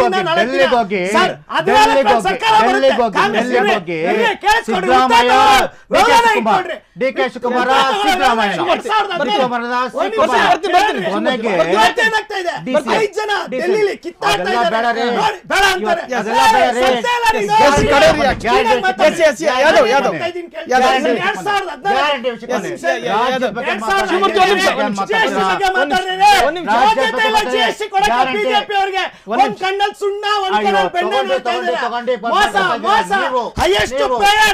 ಸೌತ್ ಅಲ್ಲಿ ಹೈಯೆಸ್ಟ್ ಪೇಯರ್, ದಕ್ಷಿಣ ಭಾರತದಲ್ಲಿ ಹೈಯೆಸ್ಟ್ ಸೆಕೆಂಡ್ ಪೇಯರ್. ಸುಳ್ಳು GST ಕಡೆ ರಿಯಾಕ್ಷನ್. ಎಸ್ ಯಾದವ್, ಕಡೆ ರಿಯಾಕ್ಷನ್. ಇರ್ಲಿ ನೋಡಿ ಸರ್, ಸೀತಾರಾಮ್ ಅವರು, ನಿರ್ಮಲಾ ಸೀತಾರಾಮ್ ಅವರು ನಮ್ಮ ರಾಜ್ಯದಿಂದ ಆಯ್ಕೆ ಆಗಿದ್ದಾರೆ. ಆ ಮೇಡಮ್ಗೆ ಕನಿಷ್ಠ ಇಲ್ಲಿಂದ ನಾನು ಆಯ್ಕೆ ಆಗಿದ್ದೀನಿ ಅಂತೇಳಿ ಇತಿಹಾಸ ಪುಟದಲ್ಲಿ ಸೇರ್ಬೇಕು ಅಂತ ಒಂದೇ ಒಂದು ಗುರುತುವಾದ, ಒಂದೇ ಒಂದು ಬಜೆಟ್ ಅಲ್ಲಿ ನಮ್ಮ ನಿರ್ಮಲಾ ಸೀತಾರಾಮನ್ ಮೇಡಮ್ ಕರ್ನಾಟಕಕ್ಕೆ ಎಷ್ಟು ಕೊಟ್ರಿ ಲಾಸ್ಟ್ ಬಜೆಟ್ ಅಲ್ಲಿ? ಒಂದ್ ನಿಮಿಷ ಕರ್ನಾಟಕಕ್ಕೆ ಒಂದ್ ನಿಮಿಷ ಇರ್ರಿ, ನಾನು ಮಾತಾಡೋದು ನೀವು ಯಾಕೆ ಅಡ್ಡ ಮಾತಾಡ್ತೀರಾ ಮೇಡಮ್? ಸರ್ ಕಿಂಚಿತ್ ಅವರು, ನಾವು ಇಲ್ಲಿಂದ ಸಂಸದ ಆಗಿದೆ ರಾಜ್ಯಸಭೆಗೆ ಅಂತ ಕಿಂಚಿತ್ ಗೌರವ ಇಲ್ಲದೆ ನಮ್ಮನ್ನ ಕರ್ನಾಟಕದಲ್ಲಿ ಯಾವುದೇ ಈ ಲೆಕ್ಕದಲ್ಲಿ ಒಂದೇ ಒಂದು ತಾವು ತೋರಿಸ್ಬಿಟ್ರೆ ರಾಜಕೀಯ ನಿವೃತ್ತಿ ತಗೊಳ್ತೀವಿ ನಾವು. ಅವ್ರಿಗೆ ಇಲ್ಲಿಂದ ಗೆದ್ದಿದೀವಿ ಅಂತಿಲ್ಲ, 9 ಜನ 11 ಜನ ಈ ಸಾರ್ತಿ ಎಲೆಕ್ಟ್ ಮಾಡಿದ್ದೀರಿ ಅನ್ಬಿಟ್ಟು ಪನಿಷ್ಮೆಂಟ್ ನಮ್ಗೆ. ನೀವು ಸೋತಿದ್ದೀರಾ, 24 ಜನ ಇದ್ರೆ ಸೋತಿದ್ದೀರಾ, ನಿಮ್ ರಾಜ್ಯನ ಕಡೆಗಣಿಸ್ತೀನಿ ಅಂತ ಮೋದಿ ಸರ್ಕಾರ ಕಡೆಗಣಿಸಿದೆ ರಾಜ್ಯವನ್ನ. ಇದು ಇವ್ರಿಗೆ ಗೊತ್ತಿಲ್ಲ. ಅವ್ರಿಗೇನು ಸರ್, ರಾಜ್ಯದಲ್ಲಿ ಅವ್ರ ಸರ್ಕಾರ ಇದ್ರೆ ಅಲ್ಲಿಗೆ ಏನ್ ಬೇಕೋ ಕಡೆ ರಿಯಾಕ್ಷನ್. ಕಡೆ ರಿಯಾಕ್ಷನ್. ಒಂದೇ ನಿಮಿಷ. ನಮ್ಮ ಗ್ಯಾರಂಟಿಗಳು ಜನಕ್ಕೆ ಮುಟ್ಟಿದೆ. ಸಣ್ಣ ಪುಟ್ಟ ತಪ್ಪುಗಳಾಗಿದೆ, ಸರಿಪಡಿಸ್ತೀವಿ, ಮತ್ತೆ ನಾವು ಚಾಲೂಲಿ ಇರ್ತೀವಿ. ಇವ್ರು ನಮ್ಮನ್ನ ಟೀಕಿಸ್ತಾನೆ ಇರ್ಬೇಕು, ನಾವು ಮುಂದುವರಿತಾನೆ ಇರ್ತೀವಿ, ನಾವು ಸಮೃದ್ಧವಾಗೇ ಇರ್ತೀವಿ. ಬರ್ತೀನಿ ದಾಸಪ್ಪನವ್ರೆ. ಒಂದು ಮುಡಾ ಎನ್ನುವಂತ ಹಗರಣ ಸಿಎಂ ವರ್ಚಸ್ಸನ್ನ ಕಡಿಮೆ ಮಾಡ್ತು. ಎರಡನೇದು ಸಂಪನ್ಮೂಲ ಕ್ರೋಢೀಕರಣದ ಹೆಸರಿನಲ್ಲಿ ಒಂದು ವೇಳೆ ಆಡಳಿತ ವಿರೋಧಿ ಅಲೆಯೇನಾದ್ರು ಎದ್ದಿದ್ರೆ 2028ರಲ್ಲಿ ಕೈ ಎನ್ನುವಂಥದ್ದು ಮುಗುಚಿ ಬೀಳುತ್ತಾ ಅಂತ. ಕಡೆ ರಿಯಾಕ್ಷನ್ ಸರ್. ಇದು ಮುಗುಚಿ ಬೀಳುತ್ತೆ ಇಲ್ಲ, ಇವ್ರದ್ದು ರಾಜಕೀಯ ಏನೇ ಕೆಸರ ಚಾಟಲಿ ಸರ್. ನಾನು ಕರ್ನಾಟಕದ ಜನತೆ ಪರವಾಗಿ, ರಾಜ್ಯದ ಪರವಾಗಿ ಒಂದೇ ಒಂದು ನಾನು ಇವರು 2 ಪಕ್ಷಗಳಲ್ಲಿ ಮನವಿ ಮಾಡ್ಕೋತೀನಿ. ಕೇಂದ್ರದಲ್ಲಿ GST ನೀತಿ ಇದೆ, ರಾಜ್ಯದಲ್ಲಿ ಇವ್ರದೇ ಆಯೋಗ ನೀತಿ ಇದೆ. ಏನೇ 2 ಪಕ್ಷಗಳು ಬೆಲೆ ಏರಿಕೆಯಲ್ಲಿ ಪೈಪೋಟಿನಲ್ಲಿ ಬೆಲೆ ಏರಿಕೆ ಮಾಡ್ತಾ ಇದೆ. ನಾನು ರಾಜ್ಯದ ಜನತೆ ಹಿತದೃಷ್ಟಿಯಿಂದ ಒಂದೇ ಮಾತು ಕೇಳ್ಕೊಳ್ಳೋದು, ದಯವಿಟ್ಟು ಬೆಲೆ ಏರಿಕೆ ಬಗ್ಗೆ ಗಮನ ಹರಿಸಿ. ದಯವಿಟ್ಟು ಬೆಂಗಳೂರು ನಗರನ ಸ್ವಚ್ಛವಾಗಿಡೋದಕ್ಕೆ ಟ್ರೈ ಮಾಡಿ. ಬೆಂಗಳೂರು ನಗರದಲ್ಲಿ ಯಾವ್ಯಾವ ಅಭಿವೃದ್ಧಿ ಕೆಲಸಗಳಾಗ್ತಾ ಇದೆ ದಯವಿಟ್ಟು ಬೇಗ ಮುಗಿಸಿ. ಯಾಕೆಂದ್ರೆ ಸಮ್ಮರಲ್ಲಿ ಡಸ್ಟ್ ಅಲರ್ಜಿ ಜಾಸ್ತಿ ಆಗುತ್ತೆ. ರಸ್ತೆ ಗುಂಡಿಗಳು ತುಂಬಾ, ಒಂದು ಸಾವಿರಾರು ಲಕ್ಷಾಂತರ ರಸ್ತೆ ಗುಂಡಿಗಳಾದೆ. ದಿನ ಬೆಳಗ್ಗೆ ಆಕ್ಸಿಡೆಂಟ್ಗಳು ಜಾಸ್ತಿ ಆಗ್ತಾ ಇದೆ. ಆರೋಗ್ಯ ವ್ಯವಸ್ಥೆ ಸುಧಾರಿಸಿ. ನಿಮ್ಮ ರಾಜಕೀಯ ನೀವೇನಾದ್ರು ಮಾಡ್ಕೊಳ್ಳಿ, ಬಟ್ ಜನಸಾಮಾನ್ಯರಿಗೆ ತೊಂದರೆ ಕೊಡಬೇಡಿ. ನಾನು ಇದನ್ನೇ ಕೇಳ್ಕೊಳ್ಳೋದು. ನೀವು 28 ವರ್ಷ ಅಲ್ಲ 40 ವರ್ಷ ನೀವು ಬೇಕಾದ್ರೆ ನೀವೇ ಅಧಿಕಾರದಲ್ಲಿರಿ. ಕೊನೆಯದಾಗಿ ನಿಮಗೆ ಮತ ಹಾಕಿರೋ ಮತದಾರ ಪ್ರಭುಗಳಿಗೆ ನೀವು ನ್ಯಾಯ ಒದಗಿಸಿ. ಅಷ್ಟೇ ನಾನು ಕಳಕಳಿಯಿಂದ ಮನವಿ ಮಾಡ್ಕೊಳ್ಳೋದು. ಸಿದ್ದರಾಮಯ್ಯ ಸಾಹೇಬ್ರಾರಲ್ಲಿ, DK ಶಿವಕುಮಾರ್ ಸಾಹೇಬ್ರಾರಲ್ಲಿ, ಅಥವಾ ಇವರು ಯಾರೋ BJP ಅವ್ರು ಹಿಂಬಾಗ್ಲು ಮುಂಬಾಗ್ಲು ಎಲ್ಲ ಹೊಡೆದಾಕೊಂಡು ಇವರೇ ಬರಲಿ ಅಧಿಕಾರಕ್ಕೆ, ನಮಗೇನು ಅದ್ರ ಬಗ್ಗೆ ಅಭ್ಯಂತರ ಇಲ್ಲ, ಬೇಜಾರಿಲ್ಲ. ಆದರೆ ಒಂದೇ ಮಾತು ಹೇಳ್ತೀನಿ, ಇರೋದ್ರಲ್ಲಿ ಕಾಂಗ್ರೆಸ್ ಸರ್ಕಾರ ಸ್ವಲ್ಪ ಪರವಾಗಿಲ್ಲ. ನನ್ನ ವೈಯಕ್ತಿಕ ಅಭಿಪ್ರಾಯ BJPಗಿಂತ ಒಂದು ಸ್ವಲ್ಪ ಉತ್ತಮ ಅನ್ಸುತ್ತೆ. ಯಾಕೆಂದರೆ ಸಿದ್ದರಾಮಯ್ಯ ಸಾಹೇಬರು ಸ್ವಲ್ಪ ಆರ್ಥಿಕ ತಜ್ಞರಿದ್ದಾರೆ. ಅವ್ರು ಸ್ವಲ್ಪ ಲೆಕ್ಕಾಚಾರ ಮಾಡಿ ಈ ಬಜೆಟಲ್ಲಿ ಒಳ್ಳೆ ಬಜೆಟ್ ಕೊಟ್ಟು ಜನಸಾಮಾನ್ಯರಿಗೆ ಒಳ್ಳೇದು ಮಾಡಲಿ ಅಂತ ನಾನು ನಿಮ್ಮ ವಾಹಿನಿ ಮುಖಾಂತರ ನಾನು ಅವರಲ್ಲಿ ಪ್ರಾರ್ಥನೆ ಮಾಡ್ತೀನಿ ಸರ್. ಎಸ್ ಶಿವಮೂರ್ತಿ, ಕೊನೆಯದಾಗಿ ಏನು ಹೇಳ್ತೀರಿ? ಕೊನೆಯದಾಗಿ ನಾನು ಹೇಳೋದು ಒಂದೇ ಮಾತು ಸರ್. ರಾಜ್ಯ ಸರ್ಕಾರ ಏನು ಮಾಡಿದೆಯೋ, ಗ್ಯಾರಂಟಿ ಏನು ನೀಡಿದೆಯೋ, ದಯವಿಟ್ಟು ಏನಾಗಿದೆಯೋ ನಾಳೆ ಆದರೆ ನಾಳೆ, ನಾಳಿದಾದರೆ ನಾಳೆ. ಯಾಕಂದರೆ ಇದನ್ನೇ ನಂಬ್ಕೊಂಡಿಗೆ ಎಷ್ಟೋ ಜನ ಇದ್ದಾರೆ. ಇವ್ರು ಹೇಳಿದ್ರಲ್ಲ, ಜಾರ್ಜ್ ಅವ್ರು ಹೇಳಿದಾರ ಸಂಬಳ ಅಲ್ಲ ಅಂತ. ದಯವಿಟ್ಟು ಆ ಪದನ್ನು ಕೂಡ ವಾಪಸ್ ತಗೊಳ್ಳಿ. ಅವ್ರೇನು ಕೇಳಿಲ್ಲ ನಾವು ಬಂದ್ಬಿಟ್ಟು ಸಂಬಳ ಕೊಡಲಿ ಅಂದ್ಬಿಟ್ಟು.